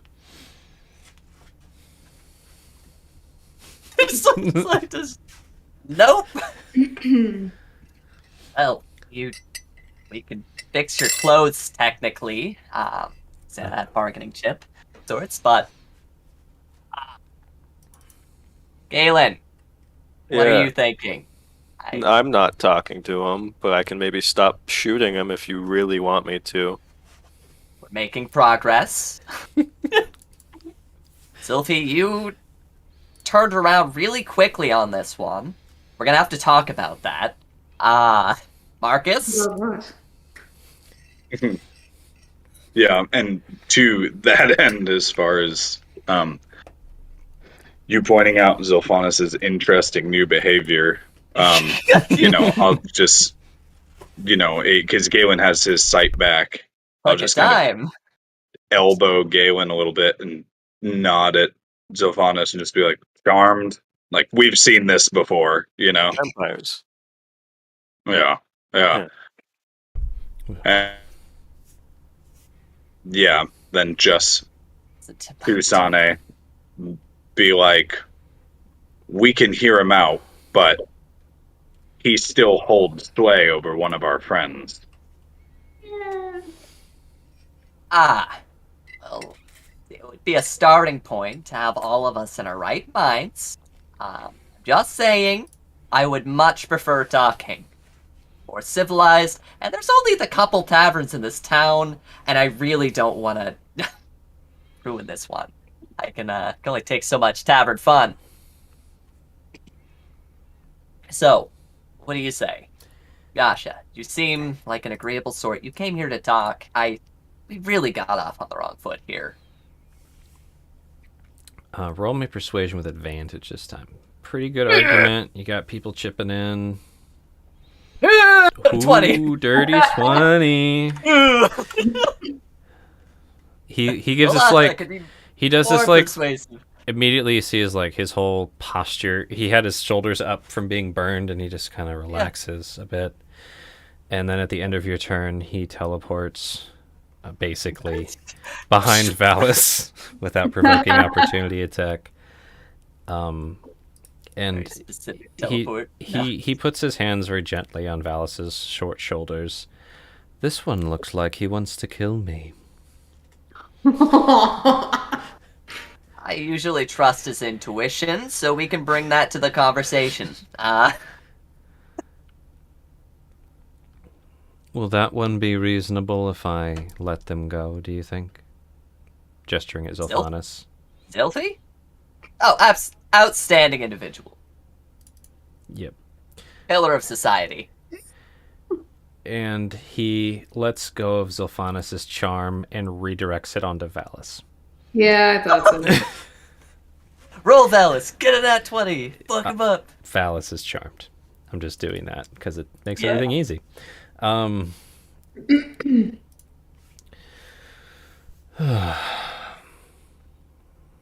know. Believe me, I feel that on a spiritual level. Just trying to get some rest and caught a little off guard. Things escalated too quickly. I reserved a room upstairs. Just, Since you're all so tightly knit. whisper to Marcus and Galen, "You dealt with this before. How shady is that?" 200%. I don't know why you're talking to him right now. That's my opinion. I almost died to flappy papers. I'm not cut out for this. You also almost died to a chair. She's just this, like, Ouch. poutiest little face. You gotta sit to this. Phallus like squares up in front of Yasha, like, it's my boy. My boy. Well, if we are to speak, then lead the way. Oh, that's directed at Yasha. Trust your two intuition. Are we doing this? Do we have a choice? We always have a choice. Always. Well, yeah. Two, do we have a choice? And, loudly enough that everybody else can hear it, but mostly directed to Galen. Like, my friend, look at the bar. No one else has seen this fight. This one that we're dealing with, as much as I hate him, I don't know if we have the power to kill him right now, just at our current strength. Look He at knew his about me, style. Marcus. Fine. That He knew outfit about me, probably though. costs more than any of us have combined. What is he? I had a, Why are you thinking about money right now? there was something last night, Marcus. Yeah. Yeah, and again, kind of to that, I'm sorry to leave the rest of the party kind of in the dark and stuff like that, but one of those things be like, what Saw him again. It felt more do real. you think? Is And he he knew about it. I don't know. maybe an agent, some sort of, vassal or something like that to That was my impression. We can let them talk to him and figure it out, but I'm not talking to him. Sure. And tap tap on the shoulder, stuff like that. And just honestly, just rubbing forehead, how did he find us all the way up here? That's okay. Yeah. Sure. We can talk. I'm here for you, and Sane, you seem to have established a rapport. I'm here for you, but I'll let you take point on that. Straightens up and is gonna take point. Lead the way, Yasha. You have a room. Ours is rather sparsely furnished. I don't think it would make for good company for one such as your stature. Just head up the stairs. It's the first door on the left. Goes into the void. Um, Take me, DM. so, Sane, you're going up quickly. Anyone else following Sane? Anybody? Oh, gesture actually for Yasha to go. Oh yeah, and when Sane starts stepping, the papers come. God, I gotta get him out there. They come and Yasha puts his hand out and they just kind of stack themselves on his hand and he shoves them into his pack. Neat trick. Give me one of those. I insist you go up first. I wouldn't want to have to find one of you again. Talking to Z. Yeah, I figured. Fi's gonna get in that room first. He's gonna 5-figure discount so much shit. Just you wait. No. I will move you now. It's gonna take me 2 steps to do so. It's gonna be a sec here, Sonic. But while you guys are debating, Throw me outside. no. Oh. Sylvanas would slowly follow up the stairs, still keeping an eye on Yasha. I'm just with Marcus. Dramatic. I have a perfect scene for that. Remind me to show you at the break. Okay. You're sticking tight to Marcus, you said. So Marcus, that's up to you. You going up the stairs first, or are you having the stair struggle with? Oh no, I'm happy to go up the stairs. And just kind of with Galen, one of those we got this. I'm with you. No, I'm keeping Shillelagh even up this entire time. Just I want to. I just I don't know if we've got this. We're too far from our resources. I know. If we had the drop, maybe, but I got a good Thumbs couple up nicks in. behind the back for Sane. Yes, you did. I stopped his healing. I know what I'm doing. Yeah, Yeah, no, no one else knew, so it's you okay. good? So you guys make your way into here and you put yourselves where you want in this chamber. Oh, Sane is helping himself right now. Yeah. Interestingly, there's food waiting for you, even though you guys already had sandwiches. But What kind of food do we have here? Sandwiches are a start. It's what's one of your favorite foods, Sane? what? No way. Yeah. All of you Actually, have one of your comfort foods Oh, identifiably nice. A at bowl this of blood. bowl of blood. Sidelong Wouldn't that- eyes at you. Would that be great? Just the goblet yours is like, oh, look. Oh, it's not wine.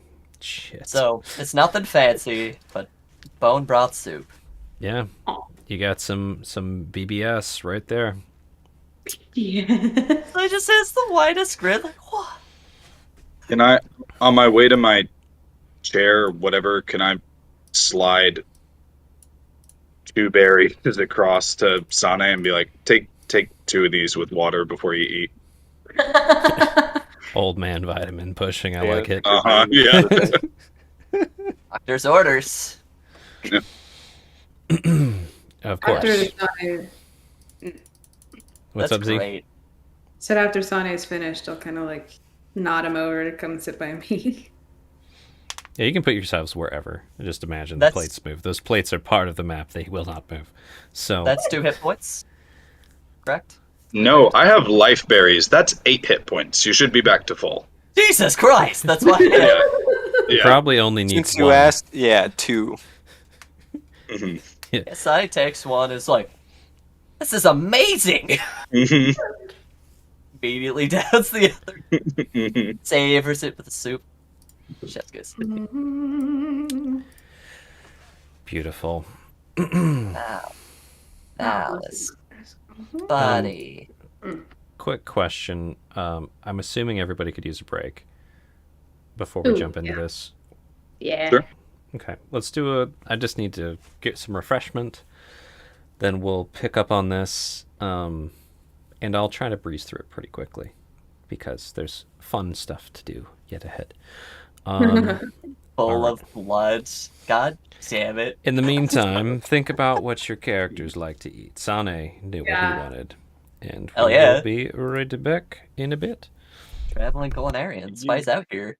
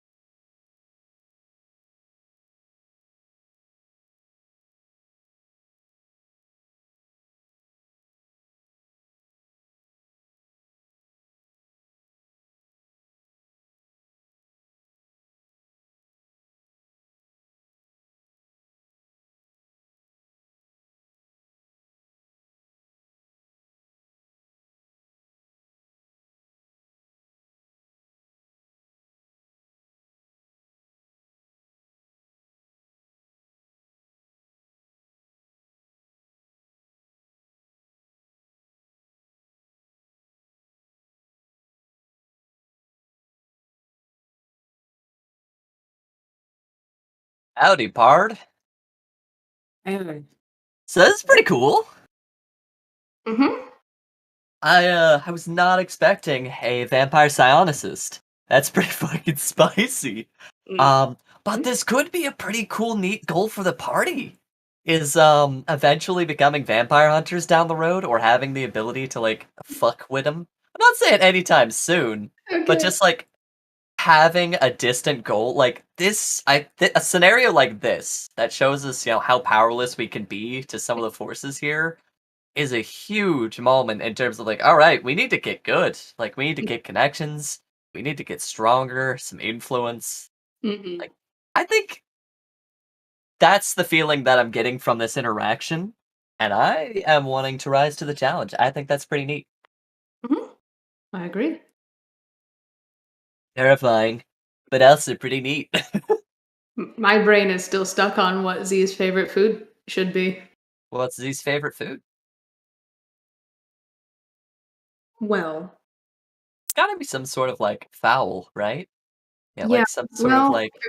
I'm stuck between, is it rustic or is it fancy? More or less. Because kind of what I have in my head Flip a coin. is that his favorite thing would be like a standard like Sunday roast spread. So like herbaceous bread, like wild potatoes with like wild herbs and stuff, and Okay. like roast wild game of some kind with like all the accoutrements and wine and like Ah, that whole thing. But then I'm like, we could also go the route of like he likes poached quail eggs that have been like fermented for like 3 days, 3 years, and then nerd.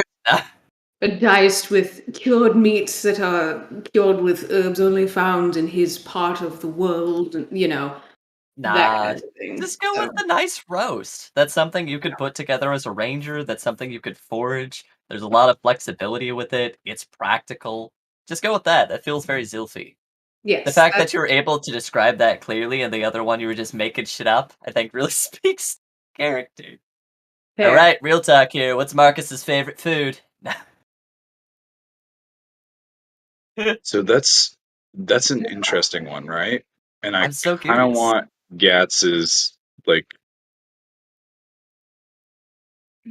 Well, we just so happen to So- have cats. Yeah. One so sec. Gatz, when you One sec. Sure. So, quickly, yeah.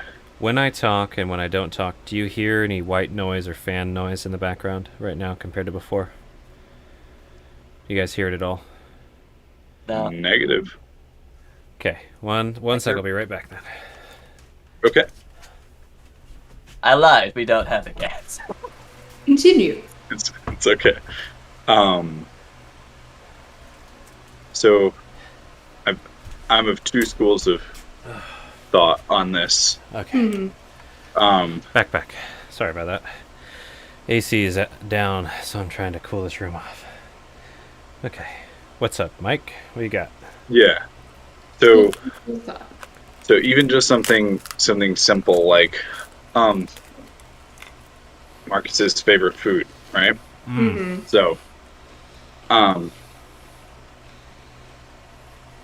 depending on like sort of how this information was gained, basically, because clearly this guy just knows all our favorite food, right? What So he would the do, stock. he tried to skim off a comfort food. Not necessarily your absolute favoriteest dish ever, but a comfort food that he could have ordered here, if that makes sense. Okay, yeah, absolutely. Any kind of smoked meat that they have Easy. up there. Easy. Yeah, You'd probably with a have side even of roasted red potatoes. Cool. Yeah, you'd have roasted red potatoes and some smoked fish, some smoked lamb. Fuck. Yeah, cool, easy. What all of that? But yeah, no, if it's just that, then yeah, cool, easy, no problem. Would you like me to say Z's now that you're here, or Sure. okay? His would be kind of like a dinner spread of like roasted wild game, wild vegetables and then like herbaceous bread with wine and like all that. Sunday dinner, if you will. So like a gamey Sunday. Got it. You'd probably have like some hare and some like pheasant and stuff like that. All prepped for you. Some potatoes and Nice. mushrooms. Yeah, the Good. wisdom save was to see how well Z could resist the wanting to eat it. I don't resist too long. Bonnie's almost done with his. I mean, Z doesn't try to eat in front of people terribly often, so. Fair enough. I was saying though, it's kind of nerve-wracking, but also kind of exciting. Really shows us that like, oh yeah, there are things out here that'll fuck us up. We need to get good. I mean, we're trying. We can't get out of Maybe. these damn taverns, apparently.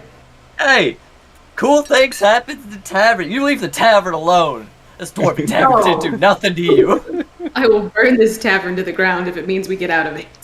What the fuck? Goodness gracious. You're just out there in the frozen tundra like, this is fine. Somebody impale me. This is where I was meant to be. Fuck the comforts of that tavern. Be back in my dream. You goof. I felt at home in my dream. That's where I'm. Enjoy your Sunday roast on a Thursday, damn it. Tyler, what's a Yeah. decent comfort food that might be available up here A bowl for of blood. Galen? Oh, Oh, come you on. god damn it. Uh, Yeah, come on, 2 bowls of blood. Blood meat pie? Seared. What's the knucklehead trout? Seared knucklehead trout. Go with that. He liked the fish. okay. Where's Saber Salmon? Of course he likes fish. Yeah, I know he has an obsession. Some just seared no. fishy. Yep. Nice. Everybody good? That's really good. Alrighty.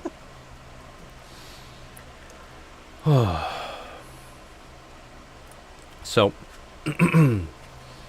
you guys kind of set up at your table and grab the plates that you kind of know are yours. Sane with his, was it bone broth Yeah, soup? bone broth soup. And probably some side of like nice thick wheaty bread. And what kind of drink do you like? Dwarven ale? Like, what do you normally like to drink? Honestly, probably some sort of like makeshifty mead. Like, what would you make out Raspberry in the- mead. It's raspberry mead. There we go. Yeah, just some like wild berry mead. Zilphanos. You have a gamey platter. There's some cooked and roasted hare, some rotisserie pheasant, and all of it seasoned with like rosemary and salt and pepper. Side of some roasted potatoes and fried mushrooms, stir-fried mushrooms, and a cup of a very nice smelling wine. Similar to that wine you had the other night. Mm-hmm.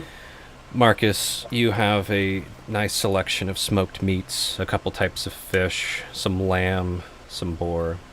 Just like you can tell they were hung just not that long ago. They're freshly smoked.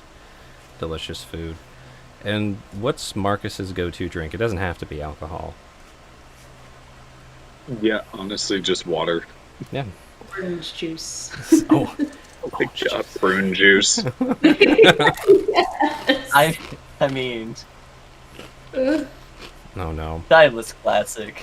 I couldn't remember my joke, so it's gone now. But oh, Ensure, just some Ensure. There we go. Exactly, yeah. Oh god damn it. The chocolate, Mhm. chocolate and sure. Yeah. Galen, you've got some seared fish there. Some like trout, some salmon, some knucklehead. Ugh. What is it? And salmon. And what does Galen like to drink? With fish, glass of white. Some White wine. nice dry white. Okay. Nice. Nice. Classy boy. And he lets you guys exist around the aromas of the various comfort foods that you guys have for a moment. Sounds like Sane is jumping in to his dish. He's been eating since you guys walked in the room. He was the first up here. Anyone else partake? Honest will plate himself up, but not like, and just a little bit, not a lot, but not quite eating yet. Okay. Galen won't eat. I say you have impeccable taste, Yasha. Taste is all yours. Ah. Well, can't be complaining about good food. Hospitality precedes you. Marcus, do you So- partake or no? Like seated, napkin in lap, and like definitely tempted, but more kind of like looking to the head of the table because is more interested in business than food. Like I might even have a loaded fork for all I care. I'm just like, I mean, you brought us here for a reason. Like, what are we doing? Valis is over there, like, eating some type of seared bread meat, and some kind of potato-y stuff and mushroomy stuff. Drinking some dark liquid. Well, you're not all exactly subtle, are you? That's why I tried to subtly communicate to our friend Galen here that discretion is important up here.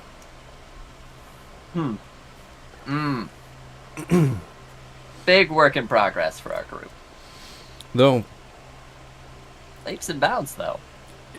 Galen, you did surprise me. I was anticipating a brash, young, toothed folk up here just to wreak some havoc. I was anticipating a much different reaction from you. As in, Well, surely not blasting me with holy light twice. oh, there was room for a third. Ooh, was In- twice. Indeed there is, isn't there? But I'm feeling much better now. So, no harm, no foul. Do you remember, Galen, what I said earlier? Yes.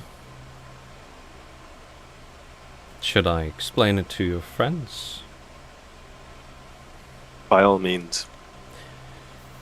Look, Short joke, was it?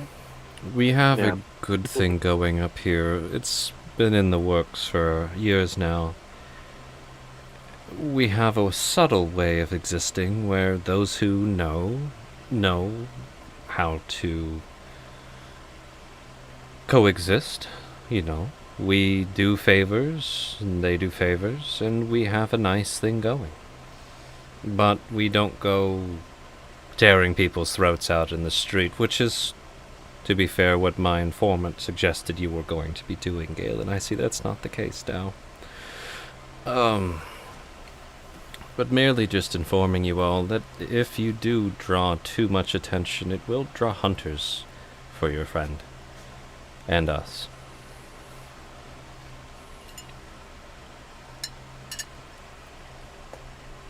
We And that's can bad. Quite bad. You see, You? well, you by the sounds of it, but So what? we only ask that you be careful with your fangs. In town, at least. And if you do make a mess, try to clean it up. And if you need help, there might be someone around to help.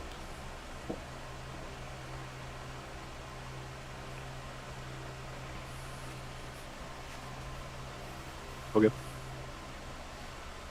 well, that seems pretty straightforward to me. This is a town of outlaws after all. It's bound to have its secrets. We can have discretion. Wouldn't want to be drawing any undue attention to ourselves, especially not one that would put our friend in harm's way. Wow. Attention and renown is fine, just Not not that with- kind of attention. not with the teeth. We have every intention of being known around here, but in a favorable light. Well, unlight. Good. Well, That's all I had to say. I'll leave you all to your dinner. Well, lunch. Second lunch. I'll find you if anything else comes up, and do be careful if you go trying to find me. Unless there's anything else you need from me. He's like at the door. Nothing. Gives that kind of like, okay. Thank you for the meal. Do you know they had this here? I had no idea. And he just leaves. And it's gonna wait for the footfall to kind of. There's no Get a footfall. little- He just kind of leaves. Just Oh yeah, he the just door disappears. closes. I was waiting for the footfall. He doesn't have footfall. Great. In your head, Sane, do you want me to send your friend up? Please. Please. Absolutely. And no response. And Is here he- soon. What's up? So, Is Dallas looking any better? No. Valis is not looking great at the moment. But I'll get to Valis here shortly. before the dwarf gets up here, They'll get there soon. Oh, we I've wanna had the have a break brief- screen on. Whoops. we want to have a brief conversation about what the fuck was that? Yes. Was a vampire admitting to killing people and me not liking it. Yeah, that seems really reasonable. How do we prepare better? I mean, I can't really blame you guys for not knowing about it. It was very abrupt. So Like you, Galen, that was impressive. Two shots before I even got involved. That was incredible. Do you deal with these kinds of things often? Forgive my inexperience, but some may say it's the only reason I'm allowed to live. And he got away. So I'm not too happy with myself right now. he got away? What do you mean he got away? The caravans come here once every year. He's not probably going anywhere. It's clear they live in the towns. If we 6 want to months. find him, we can. Huh? Galen would be more familiar. Sonny might Galen be and talking Marcus. this up a little bit, but he's like, 6 months. come on. They explicitly said they're around here. If that's trouble we want to get into, we can find it. And It sounded like there's a coven of them, Oh, and we yeah. had one on their own. In my professional opinion, this was the chance. We may have been caught off guards, though, so maybe not. But be No, prepared for next time. they're prepared for next time, too, now, though. It's true. Yeah, that doesn't help, but I guess we'll just have to prepare harder. I hear footfall. I think that's the dwarf. Lovely meals. Can't wait to learn more about whatever's in that really massive tome. Alice, you keep tomes too. What did you make of new companion? And Sonny will Chewing kinda noises. Scurry up. Yeah, scurry up. Get the door for her. Yeah. I'll come sit by Phallus, like, you alright, bud? We'll shake. She's got books. You like books, right? Hey, buddy. That's what Sanes do. Yeah, no.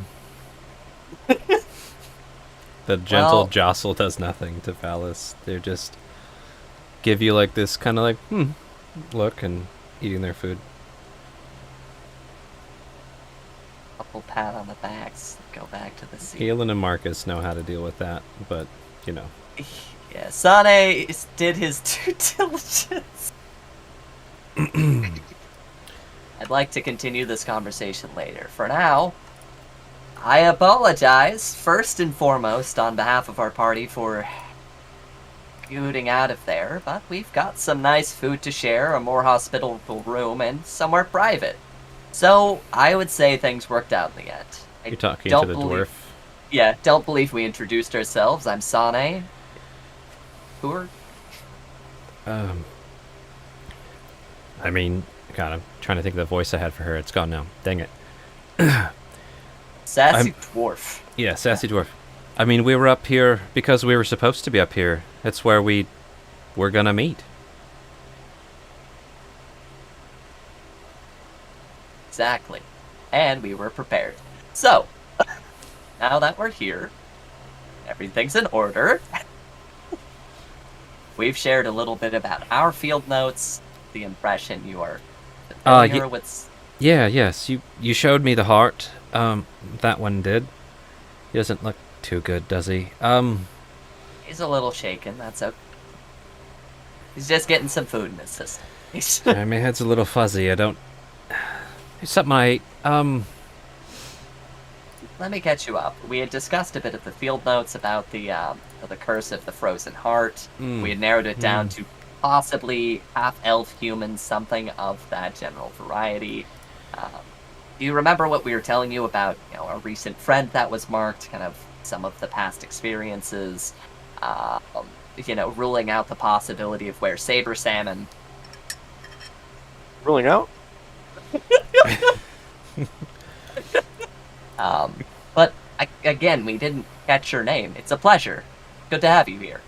My name's Lynn Trollbane. Let me just put that in the chat because Fuck, yeah, I sound like you choked. it does. It's hard. It's hard to Helen. Plyn. Yeah, it's hard to say. That's Helen. a fun one. Plyn Trollbane. I was gonna ask you to buy me a drink, but I see you already have. She carried a mug up with her. Yeah. Yeah. Well, look. There's a chance we can save your friend. I've compiled thick notes. Been tracking this killer for months. And you done good by them Battlehammer dwarves. I heard about that. They're a little poking around myself about you. Do what we can. Is that all you know? What's this about a were-saber salmon? Looks at Galen. Ignore that. Let's just say it's a working theory. It's not. Not what? Are you saying it's fact over theory and that I've won you over? No, that's not what I'm saying at all. Let's just go with that for now. One important detail. This heart showed up before we even got to the towns. It had marked our friend out on the trails, the caravan trails, days before we got here. Don't know if this is some kind of creature, if it roams, or possibly somebody using some form of magic, but they clearly know the trails, they're ready. What do you know? I feel we should probably... sooner we get to this, the better. We'd like our friend in good health. Or he transforms. Unfortunately, that matches with the notes that I have as well. Just before a person gets frozen to death, the flowers appear around where they're expected to be. Even if they run out to another town, flowers end up there just before they do. Some have run out of the towns, completely out into the wastes, but sure they haven't Flyers been there back. too. It was wild. Those folk haven't been seen back since. Running and hiding hasn't worked for anyone, and so far as I can tell, none of the victims are linked. But there's something I might be missing.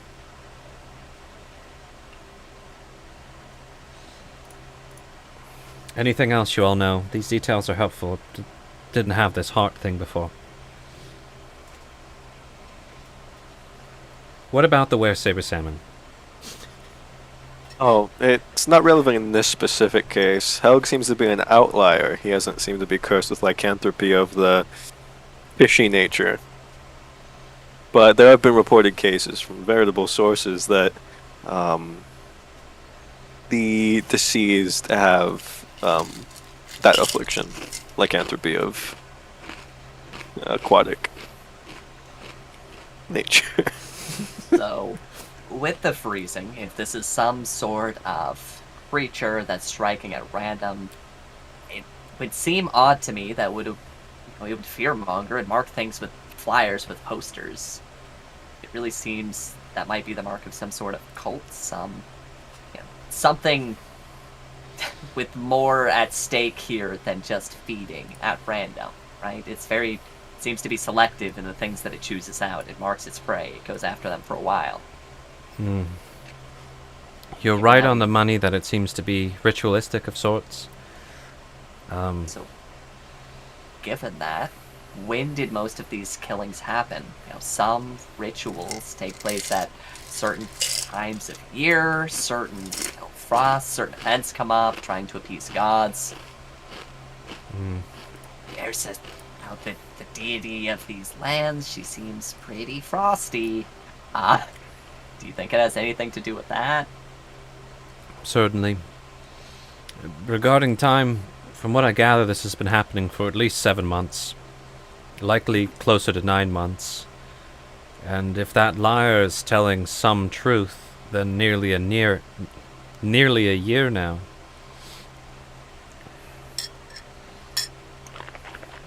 Okay. That's a lot of time for people to not do much. Is there any amount of regularity to how often the attacks happen? Is it weeks, months? Can you...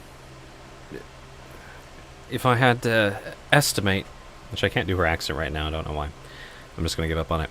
If I had to estimate, Go. maybe once a month, but it seems to be becoming more frequent. Approaching bi-weekly now. I still think that we're dealing with an entity, person, or persons who aren't well versed in these magical tools. I forget if we mentioned it or not before, but we had a companion, Barrick, actually, who was able to detect magic, searching for, signs of the arcane. And this is a pretty common ritual that anybody who is well versed in the arcane arts and didn't spook them. In fact, it wasn't until after Varric deliberately attempted to engage the heart in melee combat that it even moved. And if they are gaining, Roll history roll to me, to see. sure. Just for a clarification. Also, when you look directly at it, Actually, yeah. acknowledge his presence. Just So, yeah, 15. Sane, just pipe up with that. Yeah, Sade pops up. There was also one case when we were out on the trails. Both Barrick had cases, made- it was the same. Well, I mean, The both swinging cases. didn't do anything. The swinging didn't really seem to phase it. Did a number on the ceiling, but that's besides the point. When he looked at it, when he directly seemed to acknowledge it, that's when it left. That's when it got spooked. When apparently it got privy that he could see it. He knew it was there. She's, Whatever like, this is, Writing in the back of her book. poor little thing seems shy. Speaking of which, Varric, do you think it'd be possible to do that ritual now? Make sure we're not being watched? Eating food. It's in the back of your book, Varric. Come on. You...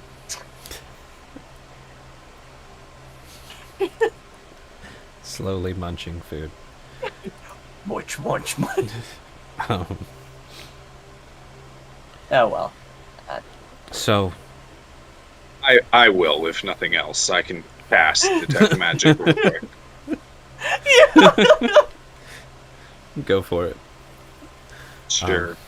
Are you casting as a ritual or just using an action? Oh no, just using an action. Okay. So, that's their name. That's not what I need clipboarded.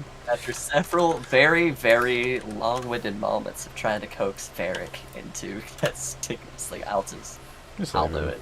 It's What's fine. on me? So you end up casting Detect Magic, and you see glows that you're familiar with your party. Mhm. You know, torques of the sorts and other such things. Looks like Hlyn here has maybe some magical imbued axe heads on her person, but no pulsing frosty heart at the moment. Sure. Yeah, and to that end, just informing Sane, just like, yeah, no, excuse me, we appear to be in the clear, Thank you. but it's still, like it's still Probably following our friend. true. Yeah, no, that it makes a lot of sense. But just it rubs me the wrong way, if nothing else. That like how this thing is interacting and what sets it off. What do you mean? I don't know. It's because again, we don't know what it is in terms of if this heart. We talked about other potential scenarios where it's just a familiar or something. It's something that's just scouting, rather than this is actually like we are seeing the heart as the magical component that is within an actual entity, right? Like we don't know. We can't confirm that yet. If it's a familiar, it's not corporeal. Yeah. But the way it's hard. I don't know. It's hard to say because even with regards to when Varric was swinging at it, I didn't get a good enough look. I couldn't see where the heart was. I couldn't tell if for all intents and purposes, his swing was true and it just didn't hit solid mass, or if he himself was just flailing so wildly that it wasn't even in the right ballpark. I mean, he swung quite a few times. I'd estimate at least one of those would have had a hit, but you have a point. And if it is a familiar, and it's not corporeal, I don't know the first thing about magic, but would you even be able to detect it if it wasn't on the same plane with the spells that you know? Honestly, I wish Varric wasn't in a quite as compromised a state as he currently is. Yeah. We learned it as a utility. It was basically to discern if magic was present, and we were taught some basic identifying factors largely related to the schools of magic. Varric's the one who can really get down to the nitty-gritty and start dissecting what the actual magic is that's involved and piece together, what that could imply. Ours is more, sweep and clear. Is there magic? Do we need to know a thing? But the bit that you've gathered, it sounds like they're able to use magic or something magical, but they're not that familiar with spells, and that they don't like to be seen. Correct. That's no. Both seem accurate. That's good. Well, look, I've got a thick tome here. I don't know how much you want to know. It sounds like from earlier that you were all planning on trying to figure this thing out, hunt this thing down, try and save your friend. Because I don't think running, hiding, or protecting them is going to work. Doesn't seem to work before. Yeah. So where do we start? I want to go to the fancy compass, see if we can at least narrow down who might be purchasing that paper that's being used. Great If it's idea. just one consistent regular, that could help a lot. True, it would be pretty odd if somebody came to that, off the corner wall book store and decided to buy, I don't know, hundreds of pieces of parchment paper every couple weeks. feel like something like that would stand out. That's Mhm. a really good idea. We could also check the Emporium if that fails, but I think starting with the Fancy Compass is a good start. Yeah. I think a fresh set of eyes on the situation is a good plan. Sounds like a good lead. Look, I'll be around here if you want to come check in once you get back, if you find anything. And if you want me to go into what I found, let me know. At least a bit, please. I'd be curious to hear about what leads you've already, just like what directions you've already taken. We don't want to be walking in your footsteps, wasting time with our friends out there in danger. Well, I have extensive notes, drawings, and details about the bodies found. I've got a summary of what I've put together here, and I've got really 2 leads. What would you like? I don't want to flood you with information, maybe read or misdirect you. Obviously, I haven't been able to figure this out. Feel starting with just a summary of what you have. Catch us all up to speed, make sure we're on the same page. Yeah, I'd say that and go over the 2 leads. After And that, we we can could- talk about leads. That'd be great. we can multitask too. If she wants to pass me the book for The book is mine, but okay. I am happy to read through it quickly for you. And look, I can tell there's a sense of urgency, so I'll try and get through this as quickly as I can. If you have any questions, let me know, but I'm going to blast through this information for you. Try and stare at the book. You'll see some drawings. So like I said, just before somebody gets frozen to death, flyers appear around, even where they run. At first, the bodies were just oddly frozen, frozen stiff in an alley. Imagine she's turning to pages of these drawings as she's talking, by the way. Frozen stiff in an alley, but wearing warm clothes. Someone sitting on their front steps. Another found standing in the street, just frozen in place, covered in rime. Could be that more deaths are related. People freeze up here all the time, but these ones stood out particularly. These are the ones 9 months ago or so. Again, it might have been earlier if that one liar is telling the truth. I'll get to her in a bit. But it got stranger after the first one was found inside. They were found frozen stiff, just like the others, but they were in their room while their room was still warm. And after this is when it started to get twisted. This person found in their home, they had 6 nails with overly large heads, almost as big as coins, stuck in them in various places. The nails were totally rusted over, and the victim's lips had been broken off into pieces and spread to be touching each the top of these 6 nails. And then from there, the bodily mutilation got much more severe. They started breaking off sex organs, they started breaking bodies into pieces, rearranging them, and then freezing the pieces back together in various shapes, like some sort of deformed flesh golem. This last one looked like a caribou, horns and all.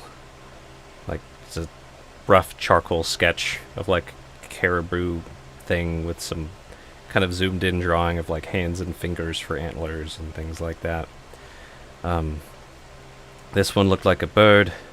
That one I took particular note because they covered them with an extra layer of frost and snow, made them white. Again, the lips continued to be ripped off and attached to these nails with all these effigies. And the nails are more often held with ice now rather than being hammered in. There have been a couple lately that were there were a couple lately that weren't as artistically killed, but they have their own level of unsettling. There was one wealthy woman who put Jeez. There was one wealthy woman who was put up on the flyer, so she hired 6 guards to follow her around the clock. They weren't sure how it happened, but she ended up frozen before the guards knew what happened. There was another old man who was frozen in the middle of a tavern, right in front of the hearth. And another frozen in the middle of a busy market while she was selling furs. And not that long ago, this man was frozen in his cell while under lock and key. Even the jails aren't safe. And she's just kind of like turning the pages. Her hands are getting a little shaky. It's kind of hard to tell if it's her nerves or just kind of getting old. And then she quickly kind of flips through a few more of the kind of effigy style killings. Like there's the caribou, the bird, there's a hunting cat with long teeth, a hunched humanoid with a goat's head, and then some of them are less clear, more smudgy, like maybe some kind of canine, maybe a snake or a centipede or something, like a yeti or a bear. But I think you're right. Marcus, it seems to be some devotee to Auril. Auril accepts human sacrifice, and the 6 nails match up with the pieces of lips similar to the ritual known as the Kisses of Auril. During the festival, 6 white pillars known as the Kisses of Auril are erected, and there's a game in which folks rush from pillar to pillar, touching their lips to the rusty iron at the top of the pillars. It's often seen as a cruel ritual, and you can find it wherever there's a large gathering of Auril's followers. They gather at the temple, strip down, and don garments packed with ice, and race across the city, kissing the pillars. What's that? I'm vaguely familiar with that. One of the towns that I passed through. It's surprising how far this grasp seems to have extended outside of this lovely environment. Now I'm surprised I never thought of that before.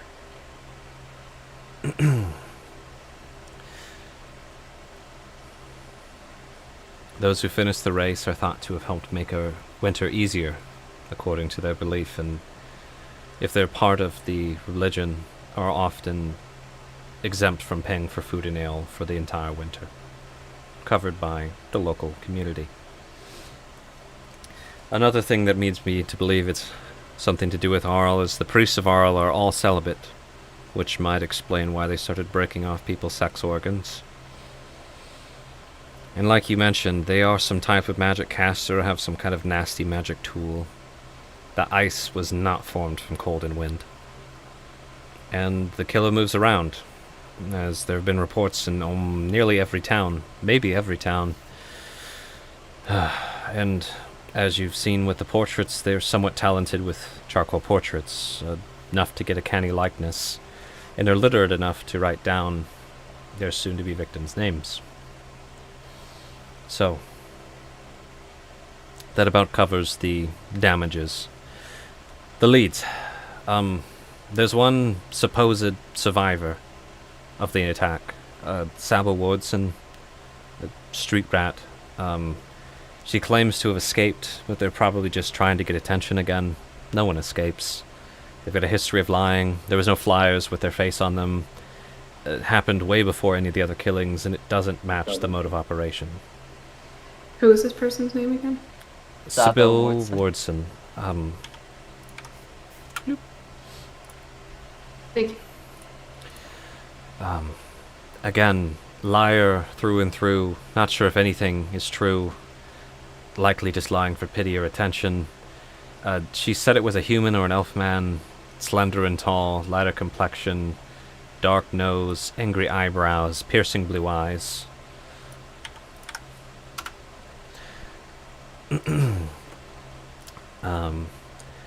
She said that the man said "be still" a lot, called her a strange insult, a philander, often, which seemed odd to me. Not something necessarily to be expected in her vocabulary, but maybe it's a word she learned from a customer. She didn't seem to know what it meant, either. She mentioned, she's like reading her notes, she mentioned he muttered to himself, "Be numb." Like, I asked if he was saying, be numb like 2 words, and she insisted that he said it like 1 word, be numb.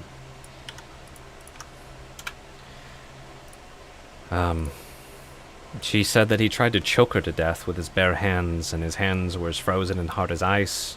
She got away from fighting him off and insulting him, says she cut him with a blade, but he didn't bleed. The wound healed itself before her eyes. Said his eyes glowed, and he was just trying to have his way with her, but wouldn't pay, and that's when it devolved from there.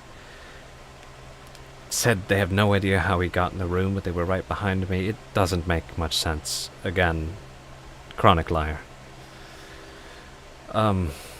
You can probably find her around. I think she's actually in Brinchander.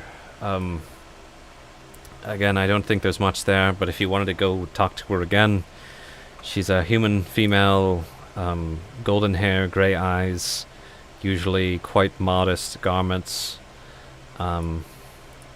compulsive liar, so be careful what you glean from her.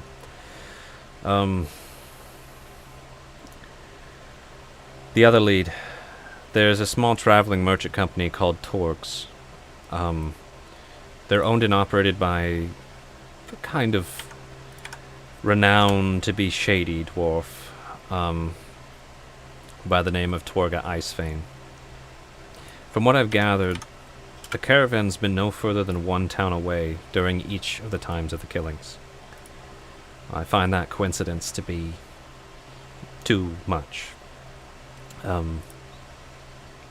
But Torgs, they run a caravan, again, merchant caravan, usually 3 or more heavily laden dog sleds, each of which is pulled by a team of dogs. They carry provisions, supplies, grey market goods from town to town. And it flies a flag, very iconic, of the company emblem. It's a golden wolf's paw on a black field.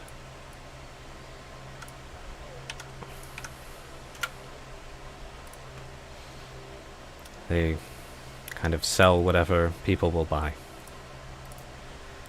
That's about as much as I've gathered this far. Is there anything else that you have discovered in your short time in 10 towns? Also, I can't tell if Tyler is frozen forever, or if he's holding that really awkward posture. I think he's frozen and gone. I hope for his sake he's frozen. The killer got him. Oh, He there he goes. gone. He gone. Mhm. Dang it. That means he probably lost out on a lot of that. I've got pretty good notes here. Yeah, I do too. So I can go back through. But okay. Alright, let me put the break screen up. Wait a moment. And let me try and message him here. In terms of other information we might have, the guards weren't all that helpful, but we talked to them. You guys didn't ask him that many questions.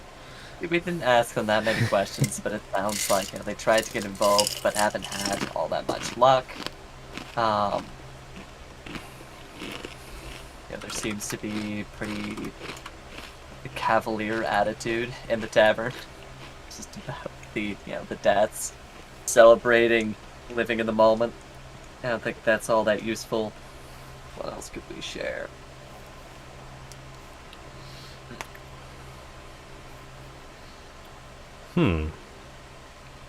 What's up?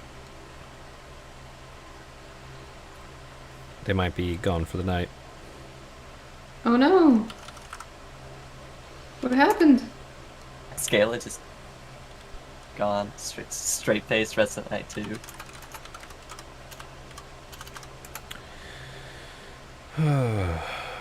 He's in Arizona, and I think it's monsoon season right now. So Yeah, that's not the issue, but there are storms going around for sure. Let's see. So let me redo the cameras again. Because we're down yet another player. We're 3. Okay.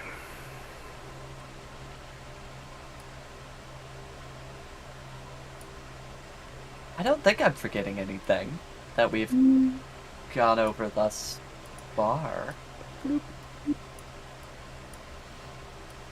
gonna say, I think we got about everything, because kind of the... The only details I'd try and encourage would be on Varric's end. Or maybe just, pushing you, Marcus, to try and make some similar cult connections based on, like, history. Like, any experience you might have regarding, like, how those progress given time, or, like, sadistic killers progress given time, if you've got experience with that, and, like, how we might be able to map that onto their next steps, or how we could go about intercepting that, if you've got any history in that, Yeah, so I've got a couple of, if I can talk. I've got a couple of plans that we could enact. A little bit more information. Again, I still think Golden Compass or Fancy Compass is worth hitting up. absolutely. But now we have more context. So we've basically can pretty much say, we already knew it was likely some kind of half-elf, but yeah, cool. We now can map Torgs and see what their general route is. I think it lines up that it could be a member in Torg's company as a traveling sort of group.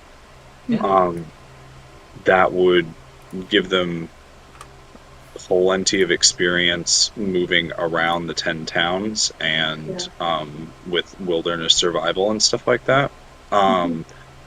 So it would make sense as to, if nothing else, how they can move around so well, and just kind of know the area and stuff. I think from a sort of psychological perspective, I think that definitely whoever this is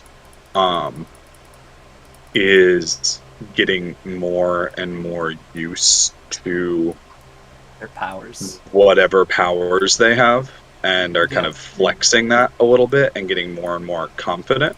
Seems like I'd be curious now, because if we take this from the perspective of, this is a person who might have been a bit of a social outcast, a bit of a recluse, something like that, because whoever they were, they wanted to prey on isolated people at first, and people that, one, people are less likely to care about, aka the compulsive liar, everything like that. And there's already a bit of that like potential power dynamic thing. This is very much about me being able to exert control over somebody else, even in that sort of taking advantage of a person sort of thing. And that testing out these new powers and everything like that. And that I would be curious to know now if any of the victims are outspoken, either in terms of not necessarily outspoken against Oral, but like are either one somehow proving themselves against concepts that they seem to like. Could even be somebody like Helg setting up a mining camp. Don't desecrate Oral's sacred wilderness, sort of thing. And that could have been why he was targeted. Anybody who even could have just slighted this person in their travels and stuff like that, in terms of like, what's Torg's reputation like when they come to town? How are they received? Do they get in bar fights a lot? Are they kind of, I know that Torg himself is kind of like a seedy character, so I don't know if his followers, the people he employ, it's like the rough, scummy version of the circus coming to town. It's like, great, like they're here, like crime always spikes when they're in town, stuff like that. And I think kind of to that ego point, for somebody who is expanding their powers and getting more and more confident in like, potential, egomania, like I clearly am the chosen of Oral because I'm able to do all these things and stuff like that. Some of the best ways to bait the trap might be to steal their thunder. Yeah. Basically being like, we caught the killer, it's this person, and in that description sort of thing being like, and they're the chosen of Oral, sort of stuff like that, where that person would be likely to like look into that kind of thing and be like, what? No, like, that's me, that's my glory, I'm that person, like, Look in the crowd, see who's pissed. yeah, exactly, like that kind of thing. If we end up with some more renown, if we do start looking into this, I'm that's almost really tempted great. to say, like, keep it going and we'll just pretend this has been in character, because that's not bad. Like, Yeah. Lynn's just like, it's not I a was bad gonna idea. say. It's risky, though. You We could get a get bit of some angry citizens if they think they know who did it. Yeah, we definitely want to have the guard involved. We'd probably have some sort of we'd need some reputation if we were going to be pulling a risky move like that. I think we should cover our leads what we have first. I mean, we've got some starts. We know that illiterate. I don't know how many people out here are illiterate. We know that they are clearly someone who is talented. There's people who draw portraits, likenesses like that might ring a bell in terms of some of the cultures and societies. Those who visit the bookshop would certainly be literate, right? I'd say so. One would think. Outside of that, have there been any devotees of Arl? To my knowledge, they're usually fairly forward. The people that I've heard of that are devoted to Arl, they typically go demanding sacrifice. They go around. They're pretty open about pleasing the cruel mistress of winter to make things easier on everybody. That's not necessarily true up here. Or so prevalent that some folks practice rituals for her in secret, behind closed doors, in the dark corners. There was a couple druids who came up here about a year ago, trying to convince everyone to make sacrifice, however they may, to Arl. Some openly accepted, some denied it, and some, over the years, have decided to practice in secret. Anything helps, right? Yeah. We don't have too many leads in regards to being able to question the dead, but is there all of the bodies have been made, disfigured? I'm trying to think about, did this person make contact at all with the previous individuals? I know with certain types of ceremonies, to bestow power upon an individual, they'd need some form of thing from them, a locket of hair, clothes. They'd have to get close to be able to bestow that kind of power over them. I mean, on the most basic level, if we can get Torgs, if we can find Torgs, like, company, They might be close. not nice, but, I mean, we can literally just start profiling the employees. Like, is there an elf? Is there a half-elf? Stuff like that. And try to interview those people. Right. Do any of you know that fancy candle trick that detects lying? What? I could create a zone of truth if we needed one. It's I'd rather not go down that rabbit hole, but it can be a useful, painfully useful spell. We'd have to be pretty mindful about it, depending on how somebody words what they're saying, it might not necessarily go against the magic, since it wouldn't be a blatant lie. That's true. But what we're dealing with here, it sounds like they're not too privy to magic. I think that would be a great start if they're really unknown to the arcane. They seem inexperienced, powerful to be sure, but inexperienced in the field. from what Barrick has been sharing. Throws a Mhm. roll.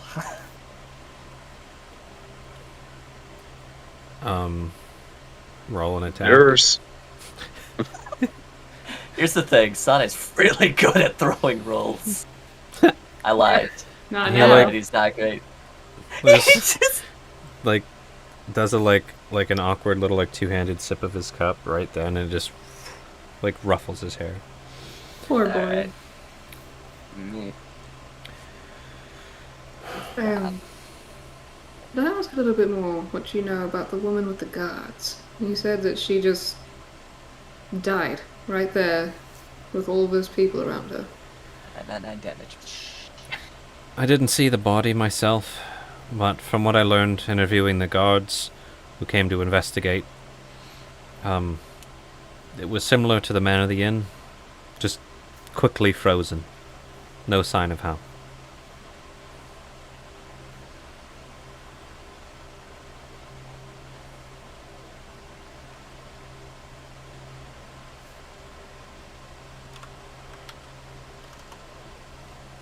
It's interesting though, because we do have now on our timeline the ritual matters, then it stops to matter. And I don't know if that's just because of when things were It Please. seems the when target. things were discovered and how like the notes were compiled, or if I don't know, is our mystery killer feeling the pressure a little bit, or is he starting to get sloppy a little bit and just like proving he can do a thing and the ritual's gone away? Is he drunk on his own power? From what I've put together, it seems like getting the target is more important than the ritual.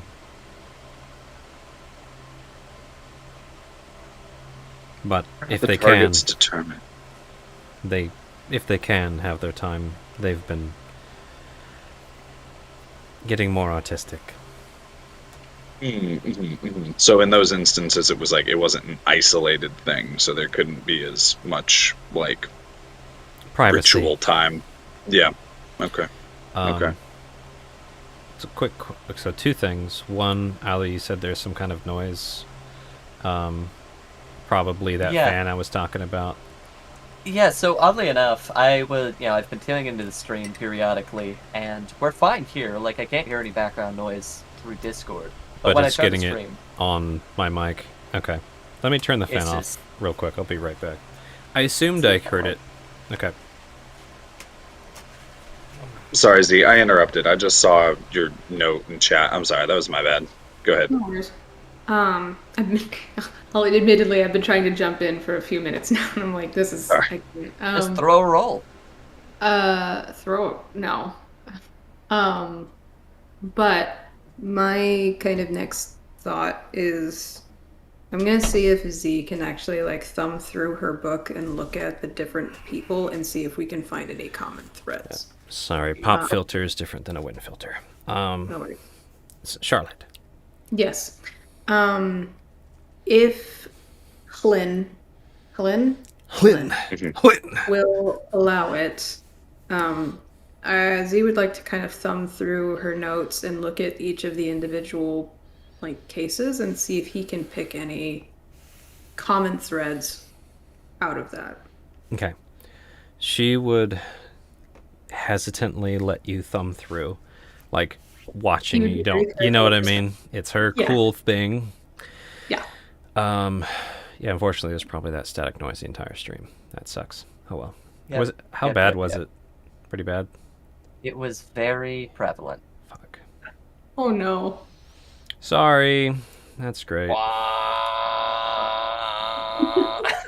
Eventually you tuned it out, but it was there. That's awful. That sucks. Well, I might download and clean this one up for YouTube. Let me make a note of The that. more you know. Okay. So, what The type of place. connections are you looking for?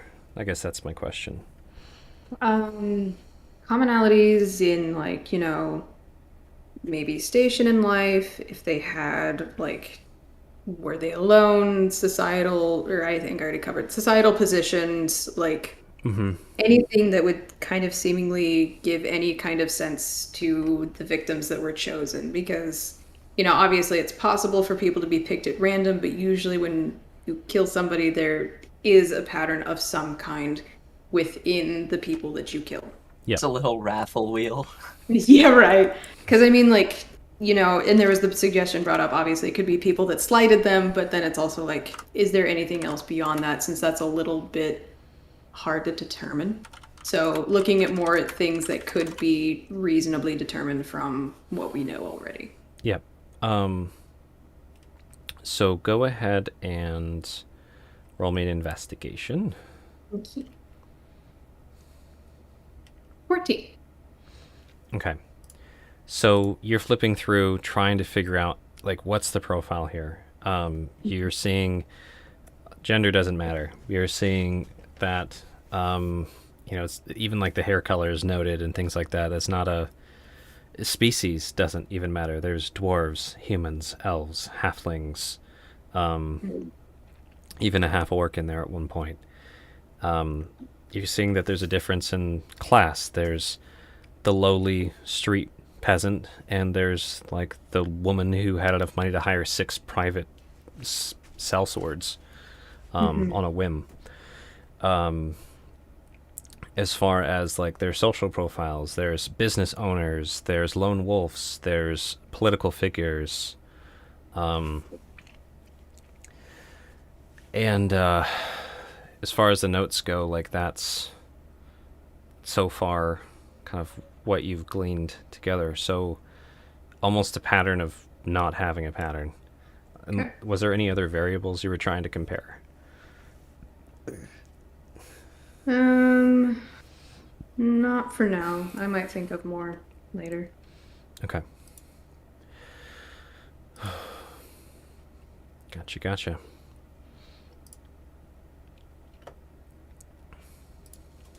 Okay. Buying wind covers right now. Because my AC's not getting fixed anytime soon. Yeah. Sorry, stream. Feel bad. And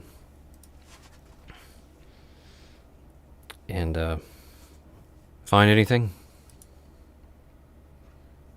Just a bunch of random... No, I didn't find anything. Not what I was looking for, at least. But I think it may be wise to investigate what we've got, the leads we have so far, sit on the new information that we've learned, hear you from us and us from you, and think about it, process it, digest it, as it were, and see if anything comes up.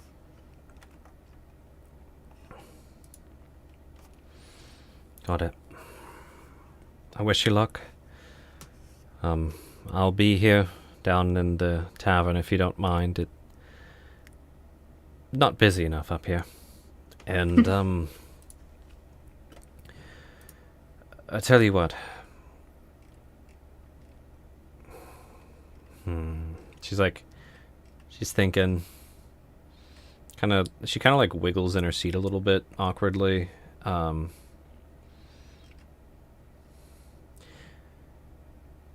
If you do find this killer, and you ascertain that it is them, and you get the chance, I suggest you deal with them. Preferably without involving the authorities. Just take care of it. If you do, and you bring me some type of proof, return to me and I'll give you 100 gold pieces. As a bounty. I used to be a bounty hunter myself, but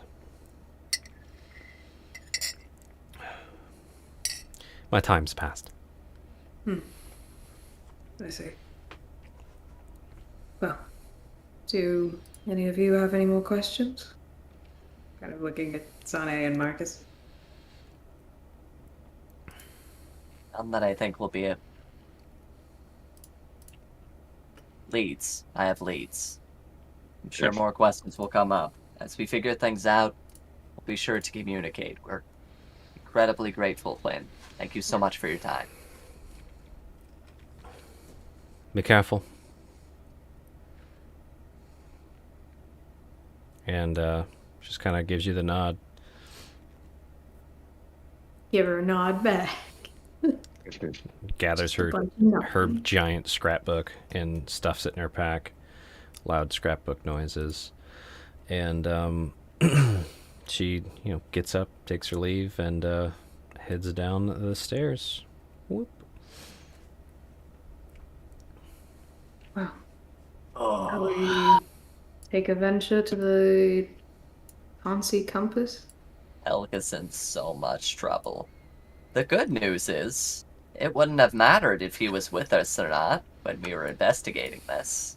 I don't really think that's good news. No, that's good news because he's gone, and we have no idea where he is. So if you want to be helping your friend, all of us want to be helping our friend, we should be solving this quickly and efficiently. So, Golden Compass? Yes, I just said that. Yeah, no, that's exactly. You hardly even touched your roast. That looks delicious. Since you are a connoisseur of all kinds of foods, by all not means. going to turn that down. I'll slide my plate at you. Yeah. He's Um, finished the wine, though. I've definitely finished the wine. Arcus, Galen, what's wrong with Valis? I've thrown things at him. He's just not himself. Galen's just zoned out. Like, stress dissociation going on right now. Normally he's Not quippy. Not Galen too. No, He gives you this Dude. look like, they're seriously. like the people. They're like the people downstairs. Yeah, no, fortunately to that end, both will be fine, quite literally with time. But so long Give as... them a week out of game. Aha! No, but seriously, to that end, with regards to Valis, Galen and I have some discussions we need to have, but not until after we've fixed his state. Never That's know what- who's listening. Let's keep him close. Keep him safe in the meantime. I was really hoping we could have some of his prowess, but we can work without him, and who knows, he'll snap to eventually. All right, buddy. It's time to put your Scrimshaw goggles on. We're done eating. Gonna go to the fancy compass now. Like, uncomfortable, senile old person still like, "Ugh." Exactly. like, let you. Sade might have worked with the elderly at some point. He's a more natural. Yeah. So, Since we're passing by it on the way, would you also like to collect on that discount? Oh, I thought you'd never ask. I would love to go to the blacksmith, even just to take care of things quickly, get myself some fancy knives, or a new commissioned weapon, or silver coating for Lynretta. Who knows what we'll get there. But if it's on the way, and you all don't mind, I'll only be a few minutes. Or I would be coming in with you, but yes, You Marcus, better. do you mind? Bad things happen when we don't stick together. Every No, time. It's yeah. terrible. Galen can look after Varric in the meantime. He knows what signs to look for should any other vampiric symptoms, or symptoms of vampiric activity manifest. Right. So, yeah. Good. And he needs a minute too. So, To the blacksmith it is then. Right. We're going to the blacksmith, and then we're... Oh, okay, so, out of character, are we leaving them here? Just like, y'all just rest up and be NPCs for a while? Are we... probably. let's Are we just sidelining them and having them let's in the just, background? for simplicity's sake, how about we all go to the blacksmith? Yes. Thank you. Okay, sure. Alright. They'll That's- just be in the background. You guys leave them here, you just come back, they're fucking dead. Like, shit. Galen Well- killed Valis, because Valis killed Galen. Damn. Killed each other. Mystery solved. Both, like, slumped over, holding knives in each other's chests. Just You see, that's where Zilfi's crazy Witcher senses, like, fifth natural 20 to investigate the crime scene. Like, you see, Yes, he so- took his knife and put it into Galen his chest. first. Meow. Well, he put his Yeah. knife into his chest. Meow, like so. wasn't a clean cut. They struggled for a bit. They both Like- got each other right in the aorta. It was Right. He died instantly. Yeah, okay. like a mirror. All right. Yeah, let's A stretch off reverse to the mirror. stretch off to the blacksmith. Yeah. Sorry. You know, I've So- been thinking about the blacksmith for a bit. He seems to have quite a bit of reputation. You know, his name is Garn the Hammer. He's got that logo, black iron blades. Real quick. When you say Garn the Hammer, you hear like a from one of the patrons nearby. Just this dwarf right here, just Hey now, what's that about? What do you mean, what's that about? What's Garn that the about? Hammer? Yeah, Garn the Hammer, owning black iron blades. Yeah. Worst smithy of all the dwarves in this entire region.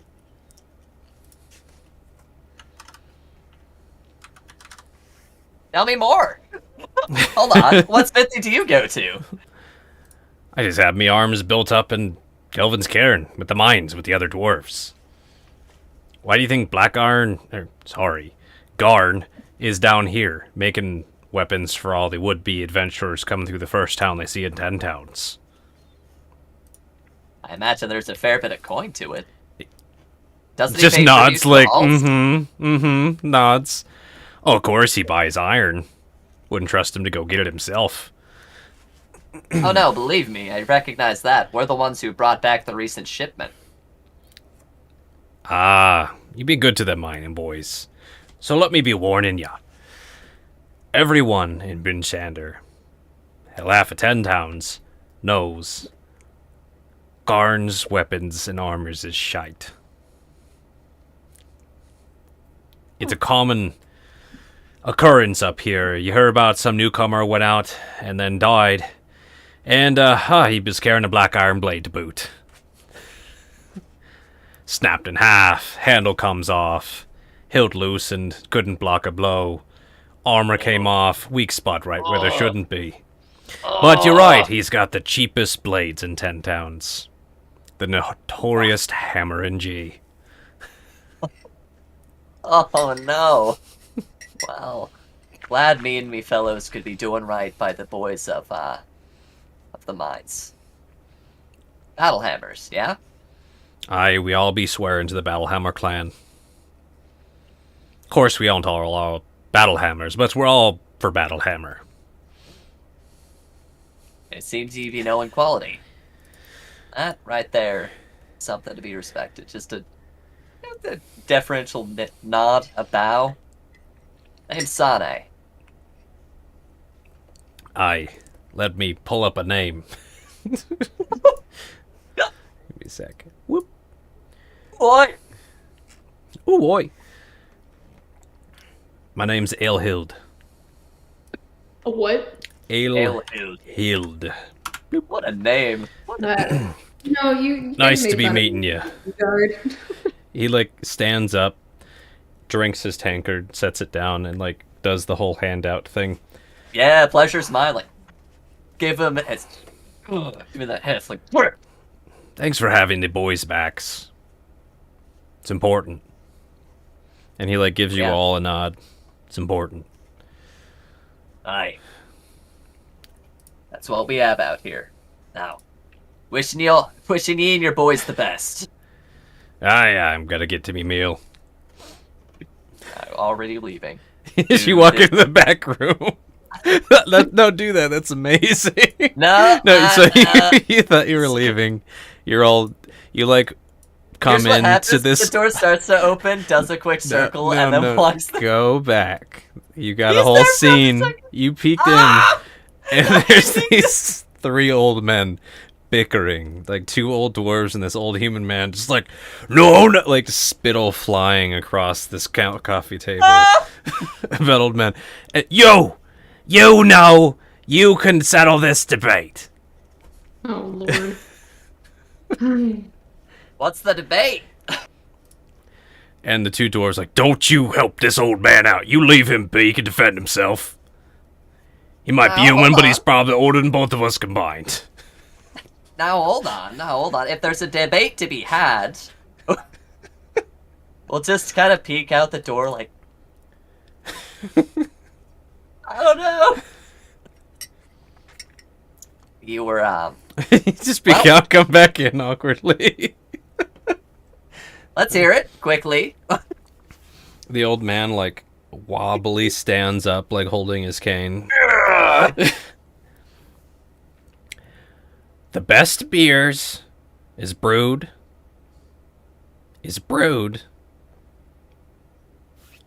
not by the dwarfs. The best beers be made by the humans over at Honeybait. There's some tall words. Should be. I'm taller than these two combined. And they're just like just rumbling dwarf noises going on at the coffee table. Well, I propose here. Choose your words carefully. Bah! Choose my words carefully. Tall words, tall tale. The only way to be settling it proper is to get a mug of both. Whole lot of both and be trying it yourselves, right? I And hear all of this. You'd be getting a good night, a good story, and the right answer. yep. Come on. Just hear Sane, not now. But I've urgent business to attend, and I'd love to settle this matter further. Sane, by the way, and she leaves. I can't be remembering the name of a coward. Don't take that bait.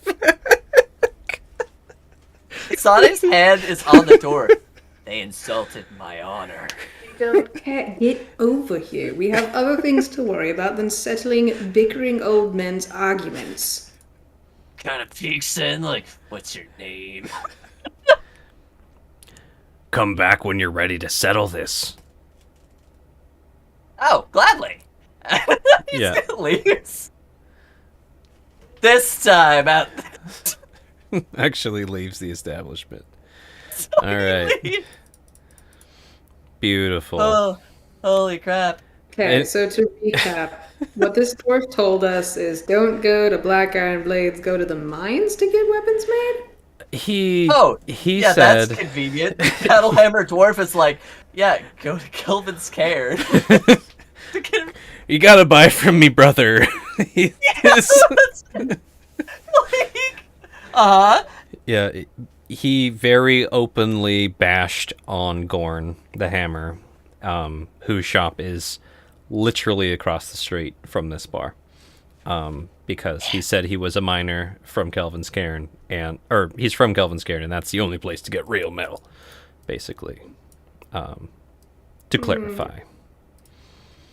Yeah, it's too late, I think. Never mind. No, what's up? I was gonna ask to insight that, whether or not I believed. Oh yeah, fine. You, Not too late at all. see how much of this is cheeky salesman dwarf versus how much of this is sincere, compassionate warning. Yeah, because I was like, if it's Watch this, Nat sincere- 20, let's go. That's a 20 22. fucking Goddamn. two. Hold on. I gotta roll opposing just in case. I think that's your answer. No, you can't metagame. So, Yeah. okay, yeah. So, Buying blades. The Buy it vibe- from me, brother. the vibe you get, he was definitely trying to get you over to Kelvin's Cairn to buy blades. That was the main point. But there might be some specks of truth in his warning. The blades are cheap and prevalent, and he seemed to genuinely have a low opinion of the work. Whether they're all going to explode in your hands, but Right. it's you're going to like the pawn shop my to buy a coin. gun versus you're going to like a gun shop to buy a gun. So that's the comparison. You could I kind got of. my 10% coupon for the pawn shops.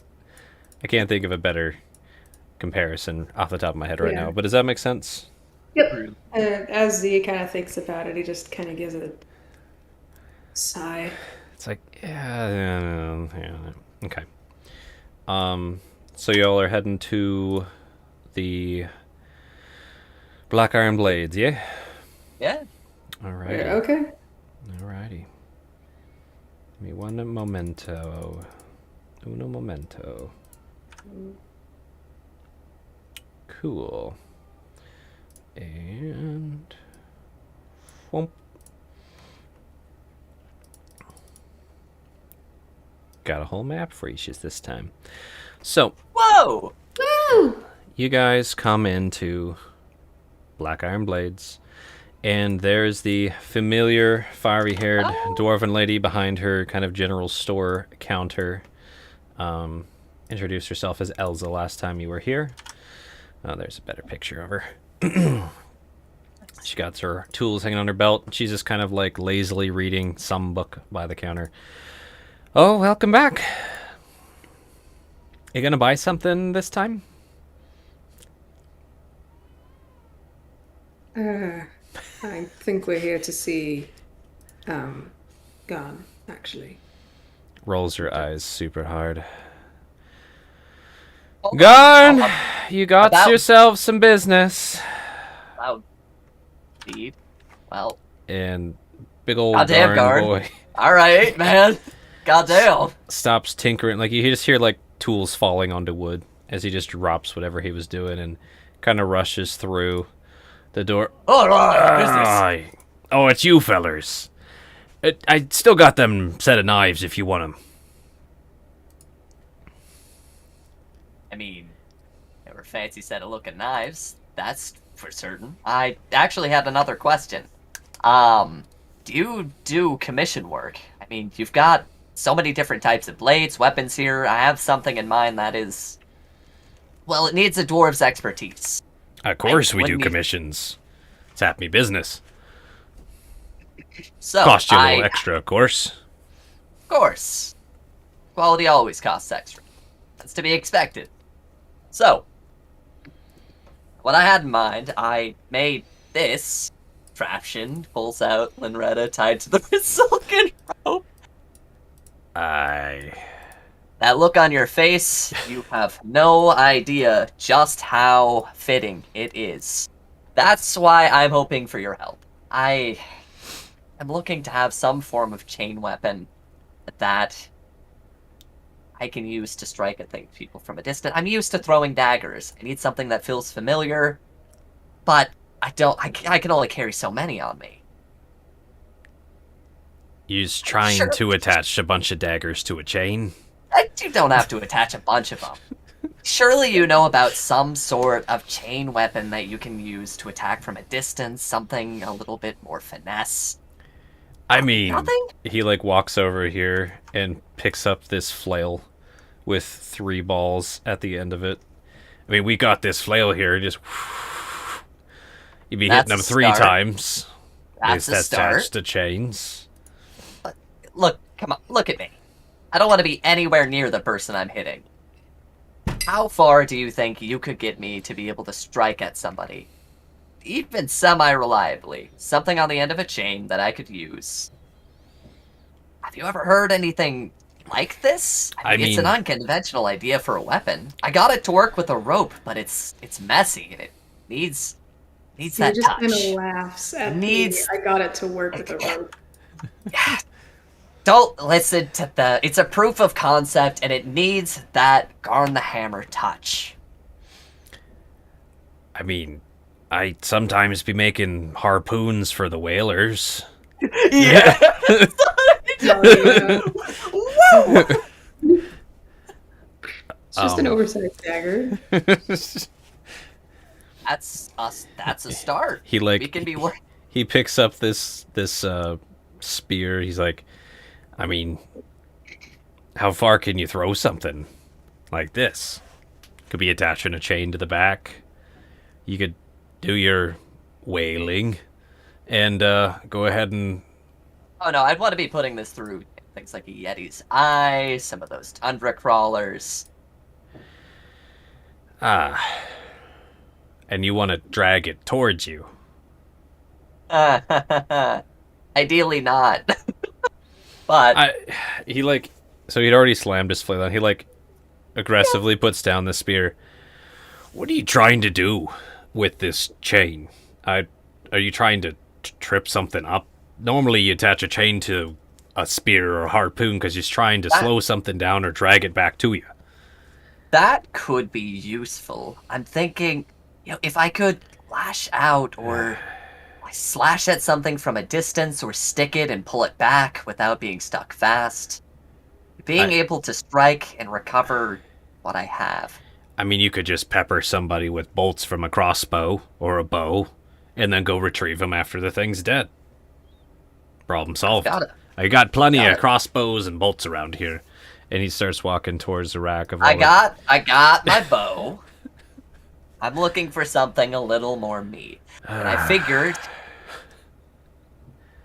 Are you not up to the task? I just don't understand what you're trying to buy here, little one. Do you want a crossbow that shoots spears? That's a harpoon gun. Yeah!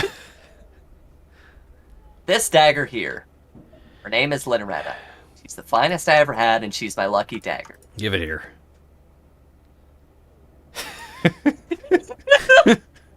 Hands her over. I don't ever want to lose her. If I could be able to throw her and retrieve her afterwards reliably, that's something that I want. Something lightweight, something retrievable. So what kind of situation are you talking about needing to retrieve it from? Are you saying you throw it so far you want to be able to see it sticking out of the snow? Are you talking about just being able to find it? What are you trying to get done here? Being able to find it is a start, a great start. I can throw anywhere from 20 feet to up to 100 paces. 40 would be ideal if that's doable. As long as you can get me something that can be retrieved with consistently, reliably, out in the tundra. I toss that, whether it hits, whether it misses. He's like, I kind of see what you're trying to do with that rope there. Let me tell you, it didn't work exactly how I was anticipating, but I still have the dagger, and I still stuck the thing. Big nasty. How much gold do you have? That's going to tell a lot as to what can be done. Because let me tell you, sky's the limit with weapons if you have enough gold. Checks pockets. Let's see here. Could probably muster, an upwards of 20 gold, plus that discount for getting you your most recent shipment of, all that iron that the goblins had taken, and we're surely gonna be gone into the tundra by the time we got back. What might that get me?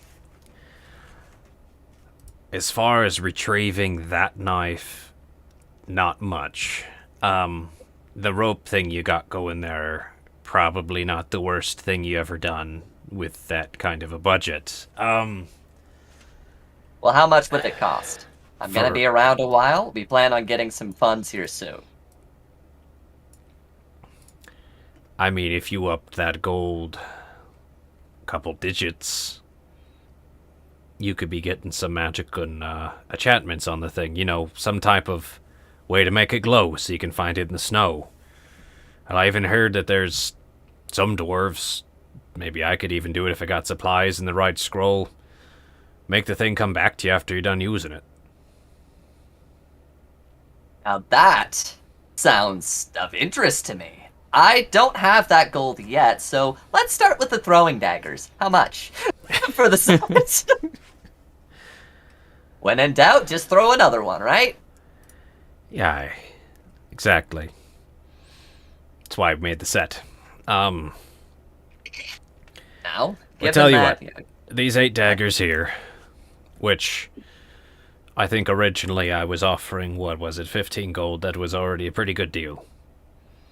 Could knock it down 13 for you. 2 gold? How thoughtful, but I was hoping, at least knocking it down to 10, given the lengths we went through to get your recent shipment. Come on, I'm planning... We're gonna be in Icewind Dale a while. This is the place to be acquiring... You heard my plight earlier. I'm gonna be coming back to be getting more knives. My gold will be coming your way. How much, I assure you. And that's why I'd be giving you more than a 10% discount up front. No negotiations needed.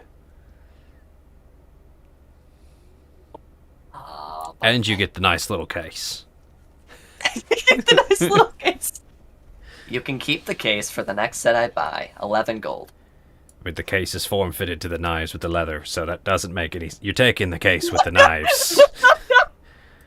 I'm not going to try and craft knives that already fit the leather of these cases. It's backwards. You've got a point there. Look, these knives, selling them individually, I would charge most folk at least 2 gold, maybe more, depending on the quality. I already knocked them down because they're in a bundle, and then knocked them down again because it's you.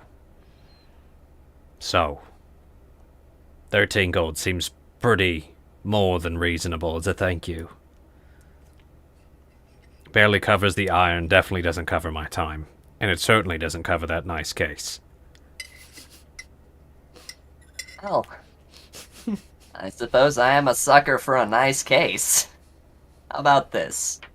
This in good faith that when we come back here, there can be some more negotiations. I'm curious to see what all you can do. And your assistant there. Not my What's her assistant. Oh, what did I say? You hear that? Elsa is my assistant. He just just wrap it up with Elsa. Call me if y'all want to buy anything else. Oh, you're an assistant. I'd like to speak with you, please. Great. And he comes back. I will come back towards him because I would like Okay. to speak with him a little more privately. Oh, bye. And I will explain to him what I'm looking for. Okay, so It's so ominous. They'd like to I'm explain. looking for to a me. man like you, Garn. Only you can fulfill my needs. So, Sane, do you have 13 gold? He's gonna try to haggle with this gem. Here's what I'll say. On him, he's got 9 Okay. and some trinkets and baubles. Real quick, let's get your little haggle out of the way with Elsa here, and then So me or like a quick persuasion or something for this bullshit. what are you trying to? What's your proposal here? First, I'm upselling this gem. I'm sure you're gonna upsell the gem to the dwarf. Which is Got it. which is probably then going to knock it down to 8 gold of its 10 gold value, and then I would use the rest of the gold to fill the gap. Okay. Roll That's your the plan. persuasion about your gem for your upsell. 15. It's to a Okay. dwarf. You know, I did my darndest, but It's not that it's worth more. It's that she likes it. If that makes sense. She likes the particular hue and everything. okay, I got lucky. Look, I tell you what. You give me 1 gold in that gem. I'll be giving the other 2 to Garn. I'll be keeping it for myself. Fitting. You've got good taste. I think we got off on the wrong foot. No. Oh no, That's yeah, I'm his assistant now, as you said. Oh, Assistant Elsa. That's why I have my own shop here with all of my own goods. true enough. Just because he Right. takes up more floor space, I actually have more goods. Wait, really? So most of the shop is yours? You could say that. I certainly get more business. How come? don't be modest. Why isn't this place named after you after all this time?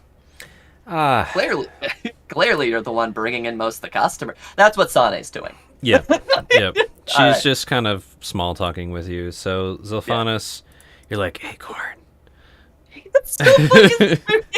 Are you like trying to usher him farther away from everyone than this? But reasonably far enough that everyone is without earshot.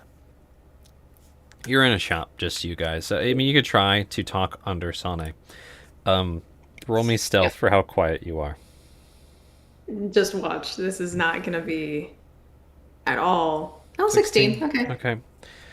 So basically, everyone probably knows you're whispering, but unless they actively try to tune in and beat that 16, then they're not going to hear what you say. And they cannot metagame. Are you fine with just talking about it and having people not metagame, or what do you want to do about this? You can just describe the item if you want. Yeah, so Z would be looking for a freestanding knife blade. And would describe kind of the shape that he's looking for. Also, I'm gonna renege on our conversation about size. Reduce it. Yeah. Yeah. Okay. Cool. So you describe same shape and stuff, kind of a Yep. leaf blade Same shape. knife. Same color. Yeah. Okay. So this kind of ornate knife, and Still functional though. Let's ornate but functional. So, as far as the metal be going, are you looking for anything in particular? I mean, we've got our iron. We can be making that steel. You can do something fancy with it. We can even go Damascus. Been trying my hand at that myself. Can I make a roll to see how much Z knows about metalworking? Yeah, probably. History at disadvantage? It's like nothing fancy, just Sure, mithril hand why and not? adamantine handle have Why to do. So like he probably wouldn't know much, but I'm like maybe Yeah, he just- would. yeah, I don't know. Yeah, just do history at disadvantage. Why not? Just do that. That's a 9. name. These sound like metals that you've heard said before. In fact, they might even be in ranking order, by the way he's describing them, if they're made well. Though, the difficulty of said manufacturing goes up. It's more skill required. Or we could get in some fancy metals like mithril, if you can afford it. Silvered edges, magical enchantments. Like I told your little friend over there, sky's the limit if you have the coin. So, what kind of coinage would we be looking at for a retrieval enchantment? Aye. See that there? That's going to be around 1,000 gold. Roughly. Now, Alright. if I was able to get the materials for less than I was anticipating, maybe in the several hundred. Alright. And that's just the enchantment itself. That's not including. That's enchantment and the knife. Now, if you're just trying to do the enchantment, again, depending on how available the materials, the scroll, maybe high-end 500 gold on a decent day, just for the magic. But it's best to be doing the magic and the forging at the same time, the dwarven way. Right. That makes sense. Well, obviously I do not have that kind of funding on me at this moment, but thank you for explaining all of that to me. Appreciate it. He just looks like really disappointed. Do not worry, I- God. I'll be back. Coming back if you find some coin. Actually, I do suppose there's one thing I could ask you. So I will. He will explain to him further, pulling out the scrimshaw piece, what he plans to do with that, and is going to effectively ask if there's anything he could do to kind of like stand in for a blade, so he can start working on the scrimshaw. That makes sense. Aye, that's tricky. You want to get a tight fit around whatever kind of tang you're attaching that to. Of course. So, I would do everything but the parts close to the blade. So I have been trying to remember this word for like the last 2 days. The hilt, I think. Is that right? That's the part that goes up. Guard. Guard. Okay. Yeah, Guard, that the thing.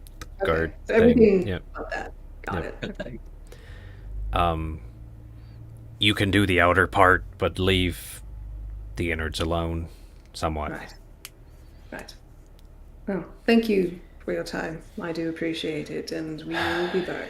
Do not worry. I won't. Any yous want to be buying anything in the shop?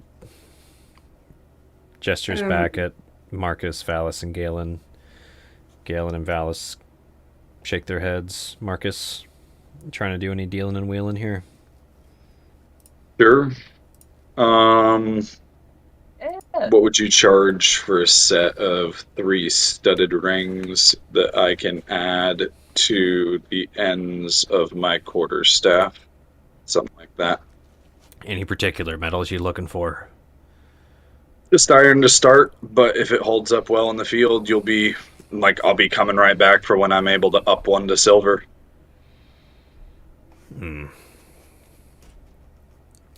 Just a couple bits of iron. Need 'em sized for that staff, though, I'm assuming. Correct. Yeah. Wouldn't take me too long. How quick you need 'em by?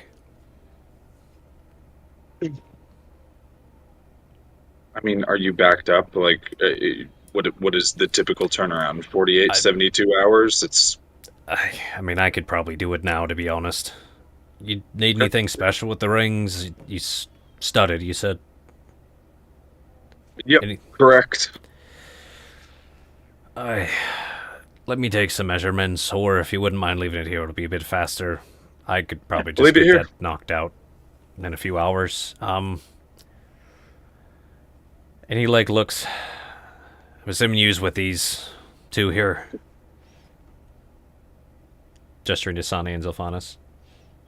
Yeah. I guess I'll give you the same discount. Alrighty. It's not much material, not much time. Just charge you 2 silver. That work for you?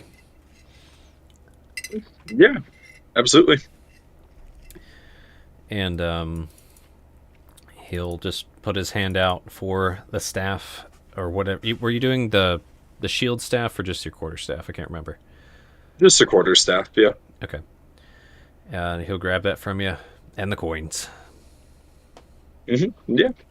And I hand over 2 silver. Alrighty. Come back in a few hours. Already had me lunch, so I'll get to work. Piper Felza, my assistant, if anyone else needs anything. I'm gonna get to work on this. Because nobody answered the question. Which Do one? we have a map of 10 towns yet? No, fuck no. No. Excellent. Elsa, Yes. do you have a map of 10 towns? No. I mean, that is what I'm going to ask next. Does she have a map? Any particular kind of map you're looking for? Like, you said of 10 towns, just the lines between the towns? Are you trying to get all of Icewind Dale we got here? Or do you need anything detailed about the cities? No. Probably just looking at relative distance between all of the different towns, any points of interest. Gotcha. Let me see if I have any still in stock. To be fair, most people up here don't be needing the map to get from town to town. But let me see what I got. If not, I can at least direct you to somewhere that might have one. Thank you. Appreciate it. And she's just kind of like rummaging through some of her crates and like, where did I put these maps?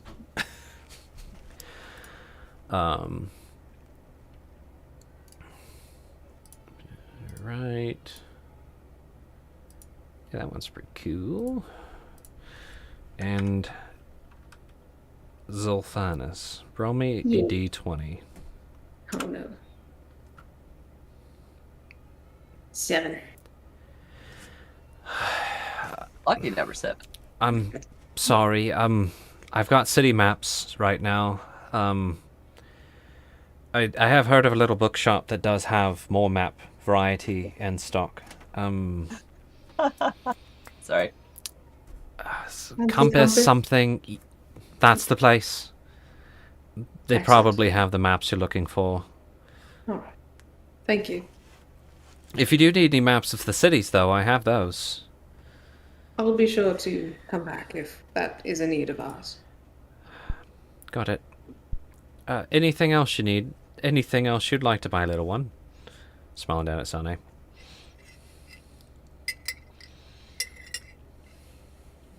Just thinking about it for a brief moment. Well, outside of buying you dinner sometime, I think I'm good for now. Eyebrows perk up. I'm definitely not going to deny me getting swooned by someone willing to buy me dinner.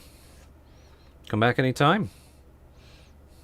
Pat on the desk, and he's going to leave. No, I'm just kidding. It's just the worst. Buy you dinner. Oh, good. Never. Just- damn. All right. Oh, Anything else you guys want to try and do in Black Iron Blades? So curious about this cute, like, hole-in-the-wall bookstop place, bookstore, Yeah. Cool. library. Uh, Words are hard. as we walk over there, we're like, interesting choice, flirting with her.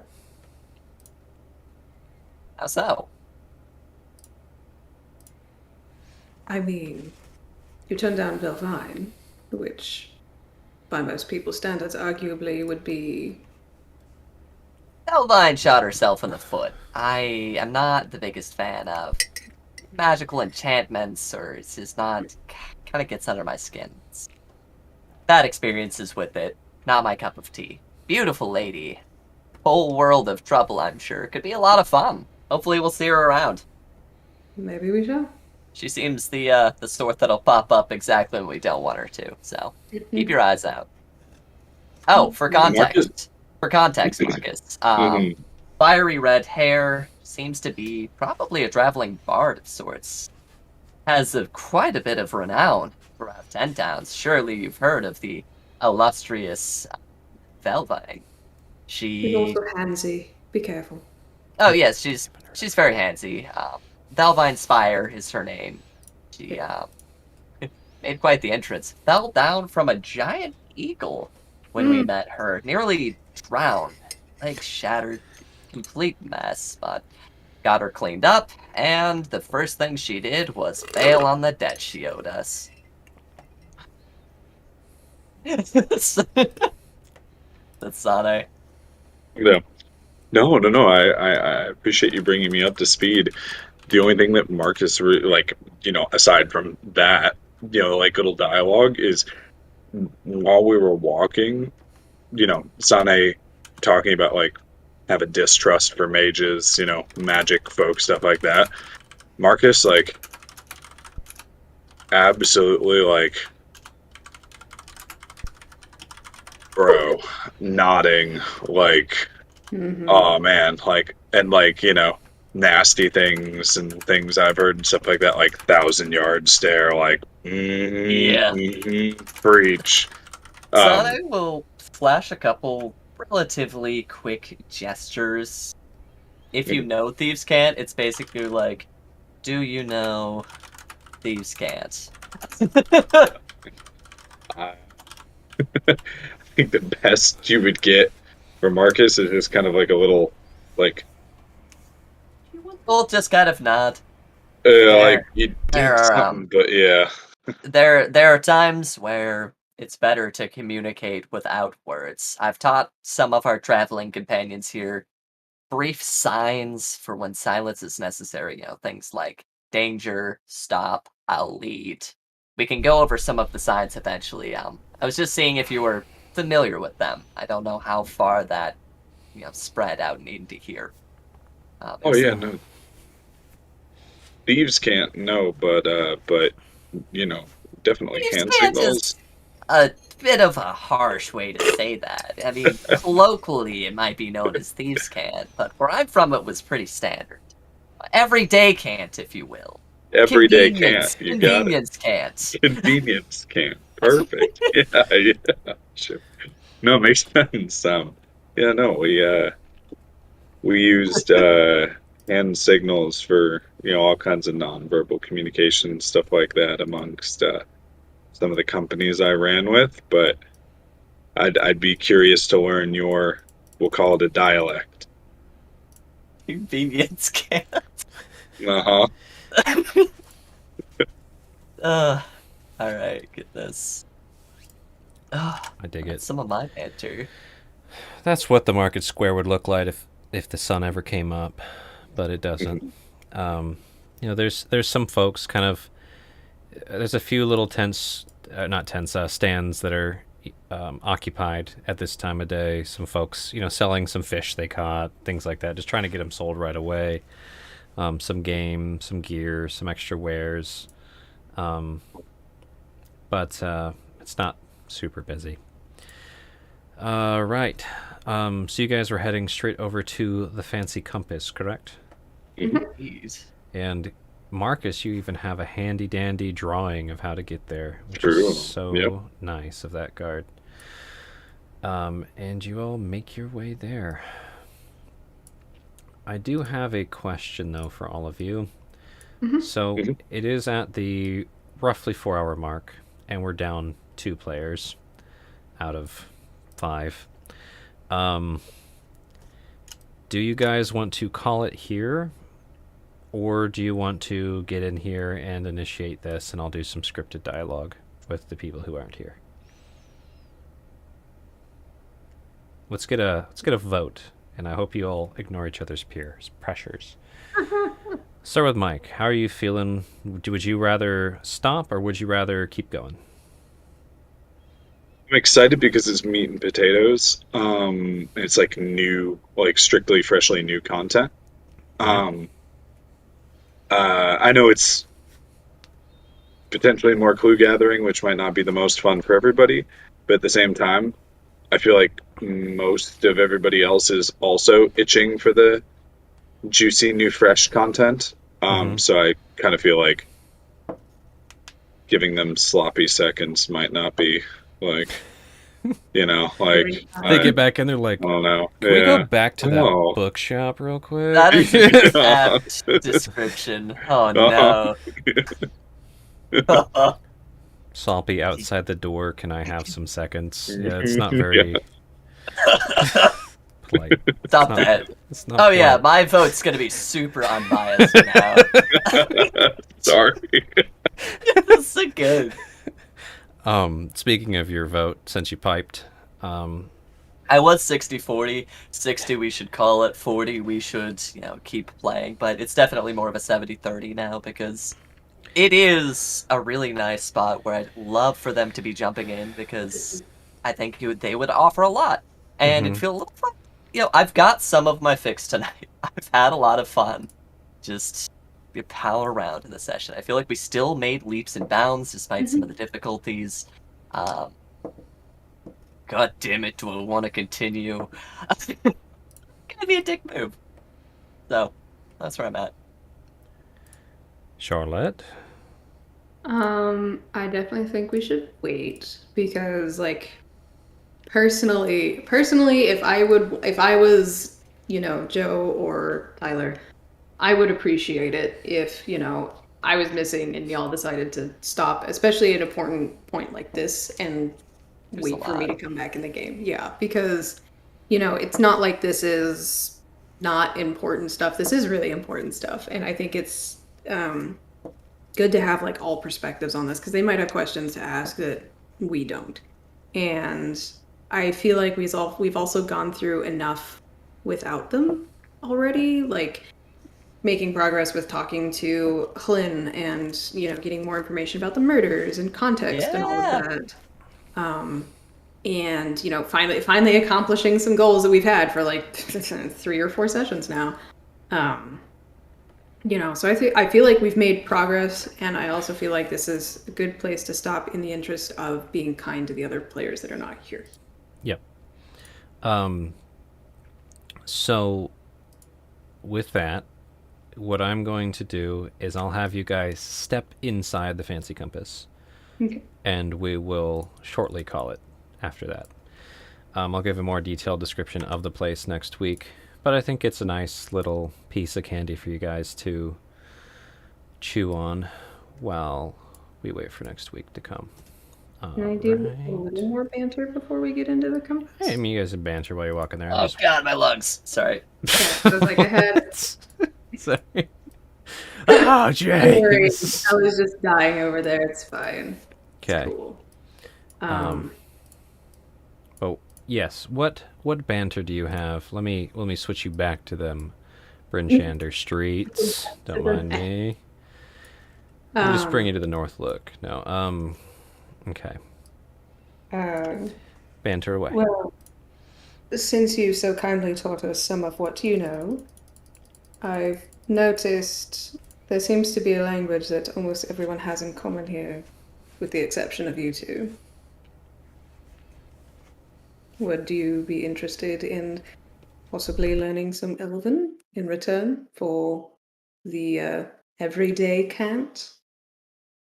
Convenience can, but that would be wonderful. It would be great to know what you all have been saying. I have felt very left out. Glad you've been thinking of me. Of course.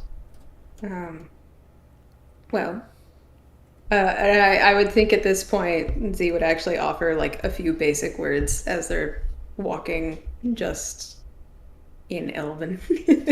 In Elven Part 2 is this session's name, apparently. Oh. uh, Or it's Hey, called cats. Not a Fan. All right. hey, guys. Yeah. Actually, I'll cover No, that what's after up? the session. What's up? Okay, what I was gonna say is I've been taking decent notes throughout the session. I was thinking about posting them somewhere in the Discord so people could read up if they wanted to, the two that were out. Would you encourage them to just watch the stream? Yeah, just watch Where this. would I put that? Okay. So keep them, and what I'm gonna do is see how fucking terrible the audio quality really is. To be fair, it also won't take me long to clean up the audio. I just haven't had cause to. True enough. I just gotta, Everybody's still discernible. It's just it's there. I'm a stickler. I'm an audiophile, and I hate. Oh, I am aware. I hate. Keenly aware. I hate things that ruin me audio. So I can clean it up in Adobe and repost it if it's super bad, and then I may ask you to share that as well. We'll see. Yeah, that's my 2 cents. Out of character. Any What other words do you teach me? any other banters you guys want to keep bantering real quick? Yeah. All right. I'm actually going to be right back while you guys keep bantering because there's no rules required. Yeah. So a handful of words, just, basics like, how are Bathroom. you? Hello. Goodbye. How old are you? That's the first thing you teach me in Elven. How old Like, are you? this is an important one in Elven society for anyone non-Elven. You're gonna want to be able to ask people how old they are because you fucks don't seem to get it. Let's see. I'm trying to think what else, because there is something I'd like to segue into, but only if it makes sense. Just make it make sense. Easy. It's trying. I suppose speaking of language and talking,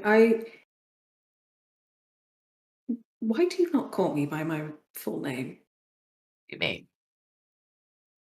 What do you mean? What do I mean? My name is not Sylphie. No, but it's catchy, and it rolls off the tongue, and it's a term of endearment. It's because I like you. So, how do you say you look stunning in Elven? He'll tell you. Okay. How do you say I like your bow? Is it a family heirloom in Elven?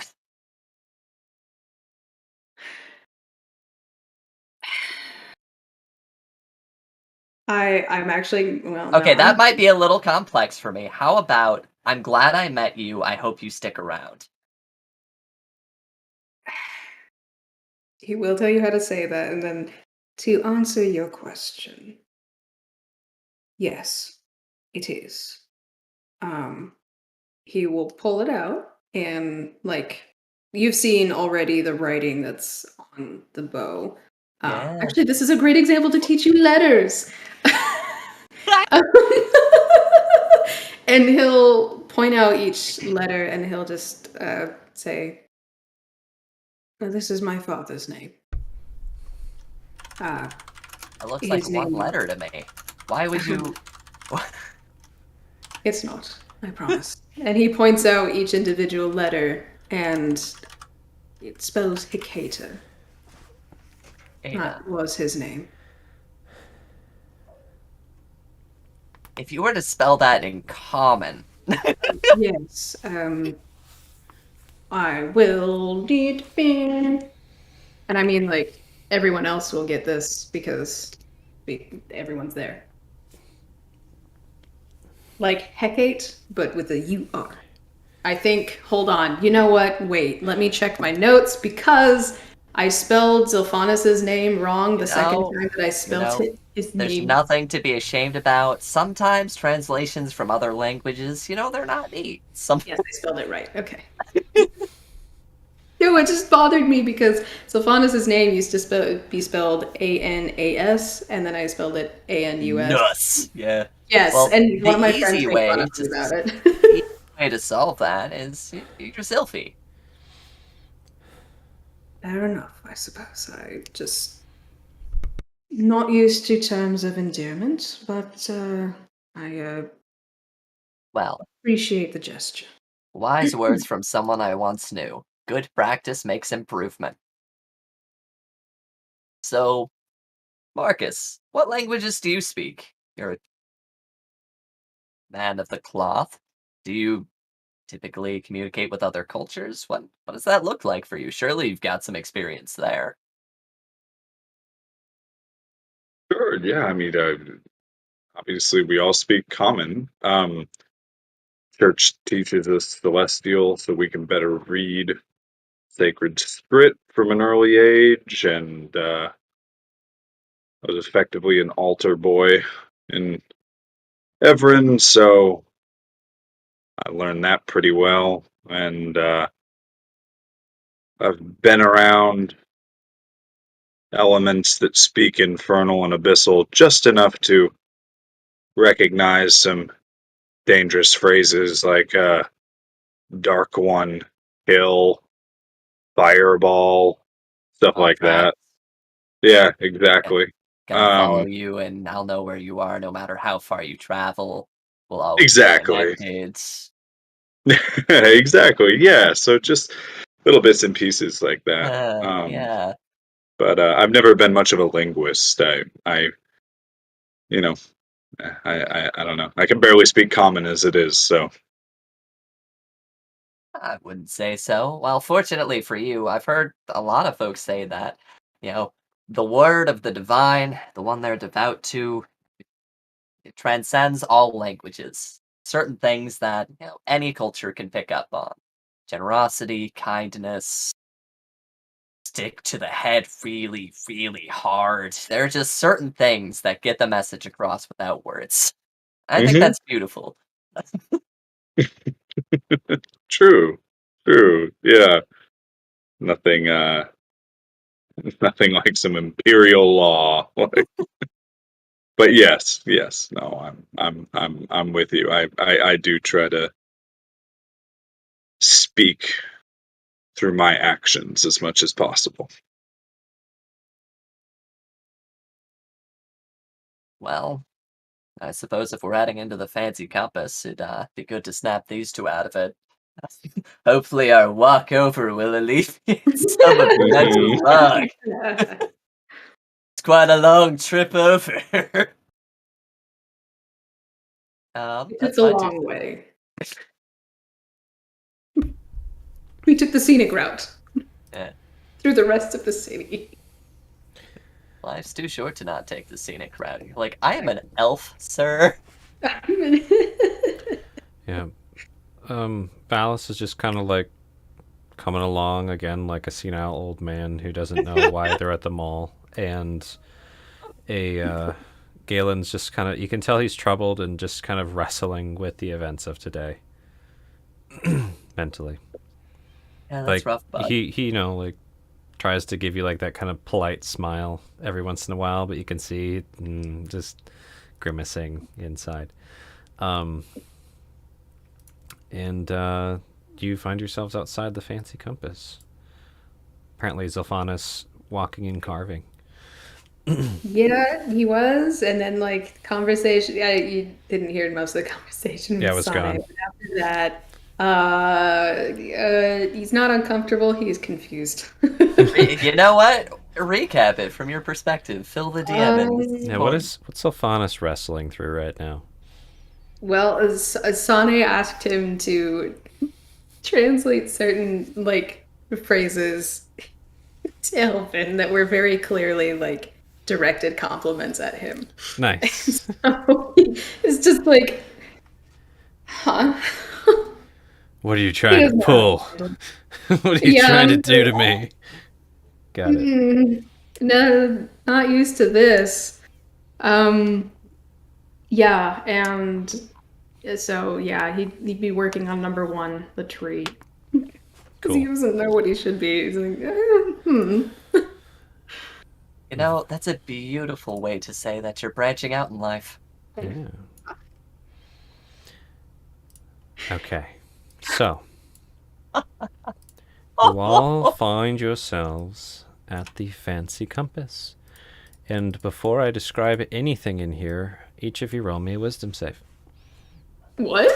We all just collapse on the floor. God, It's gonna be an 18. no. Just an No. 18. No. I have rolled an 8. All right. God damn! Yeah, Marcus is having none of this wisdom save shit today. No. Yeah. Sane and Marcus are just like stealing their minds after the bullshit earlier. Like, no, Yeah, no. Dickery. Zilphanis already being confused and distracted. Got him! Got him. And yeah, we'll end it here. There's a So honest! you can see the golden-haired elf lady behind the one counter in here, but I'll get into more details next week. Murderer! First elf we see. Must be another vampire. Cox crossbow. Just We could get some silver tipped, or just like steaks. I don't know. yeah, you could. But we're gonna end it there since we are down 2 players, and we'd all like for them to be here for the fancy compass, and I want them Yes. to roll their own wisdom saves. Apparently, So Vampire Lord just dump a bag of sunflower seeds on the ground, watch as they compulsively count them. Ugh. Why? It's hissing. Where did you get these? Good stuff. Just feral growling. 1, 2, 3. So good. Oh no. Those Count Chocula things were racist. Right. Oh no, I Oh, moved the Sane. Sane! Why? I Tis shift a collect. sense. I shift collect. Go back to your little spot, Sane. All right. Absolutely. Well, I'll do Galen's outro, I guess, because he was here earlier, and let's do these little outros. So hi, I am Gats. I was the GM for this session of Beta of the Ancients. Sorry about the fan noise. We were under the impression earlier that there wasn't any, and then we found out it was there. So I'll try and fix that, and that won't be a problem next week. But yeah, thanks for tuning in for Season 6, Session 11, Band of the Ancients, D&D. And who was I playing with tonight? Hello everyone, I go by Eludria Luna online. I was excited to be having a fan this session, but it wasn't the right kind, so hey, if you're tuning in, use the chat, yell at us. But for the time being, had a lot of fun. Hope you enjoyed the session. Sane's popping all over the place. And that's a good time. Have a good evening. That's my 2 cents. Indeed. Hello, I am Charlotte. Tonight I played Zafana Sikan, the surprisingly unstabbed Wood Elf Ranger tonight, and also unbitten. That was a concern for a minute. We made it out. Thanks for joining in. See you next week. Maybe. Did you maybe that? Then over to you, Mike. Yeah, sorry, I'm Mike. I was piloting Marcus, our resident Insure cleric, and yeah, it's been a pleasure. God damn it. And earlier we had Tyler joining us playing the Vamp Boy, holy, radiant, attacking Vamp Boy, Galen.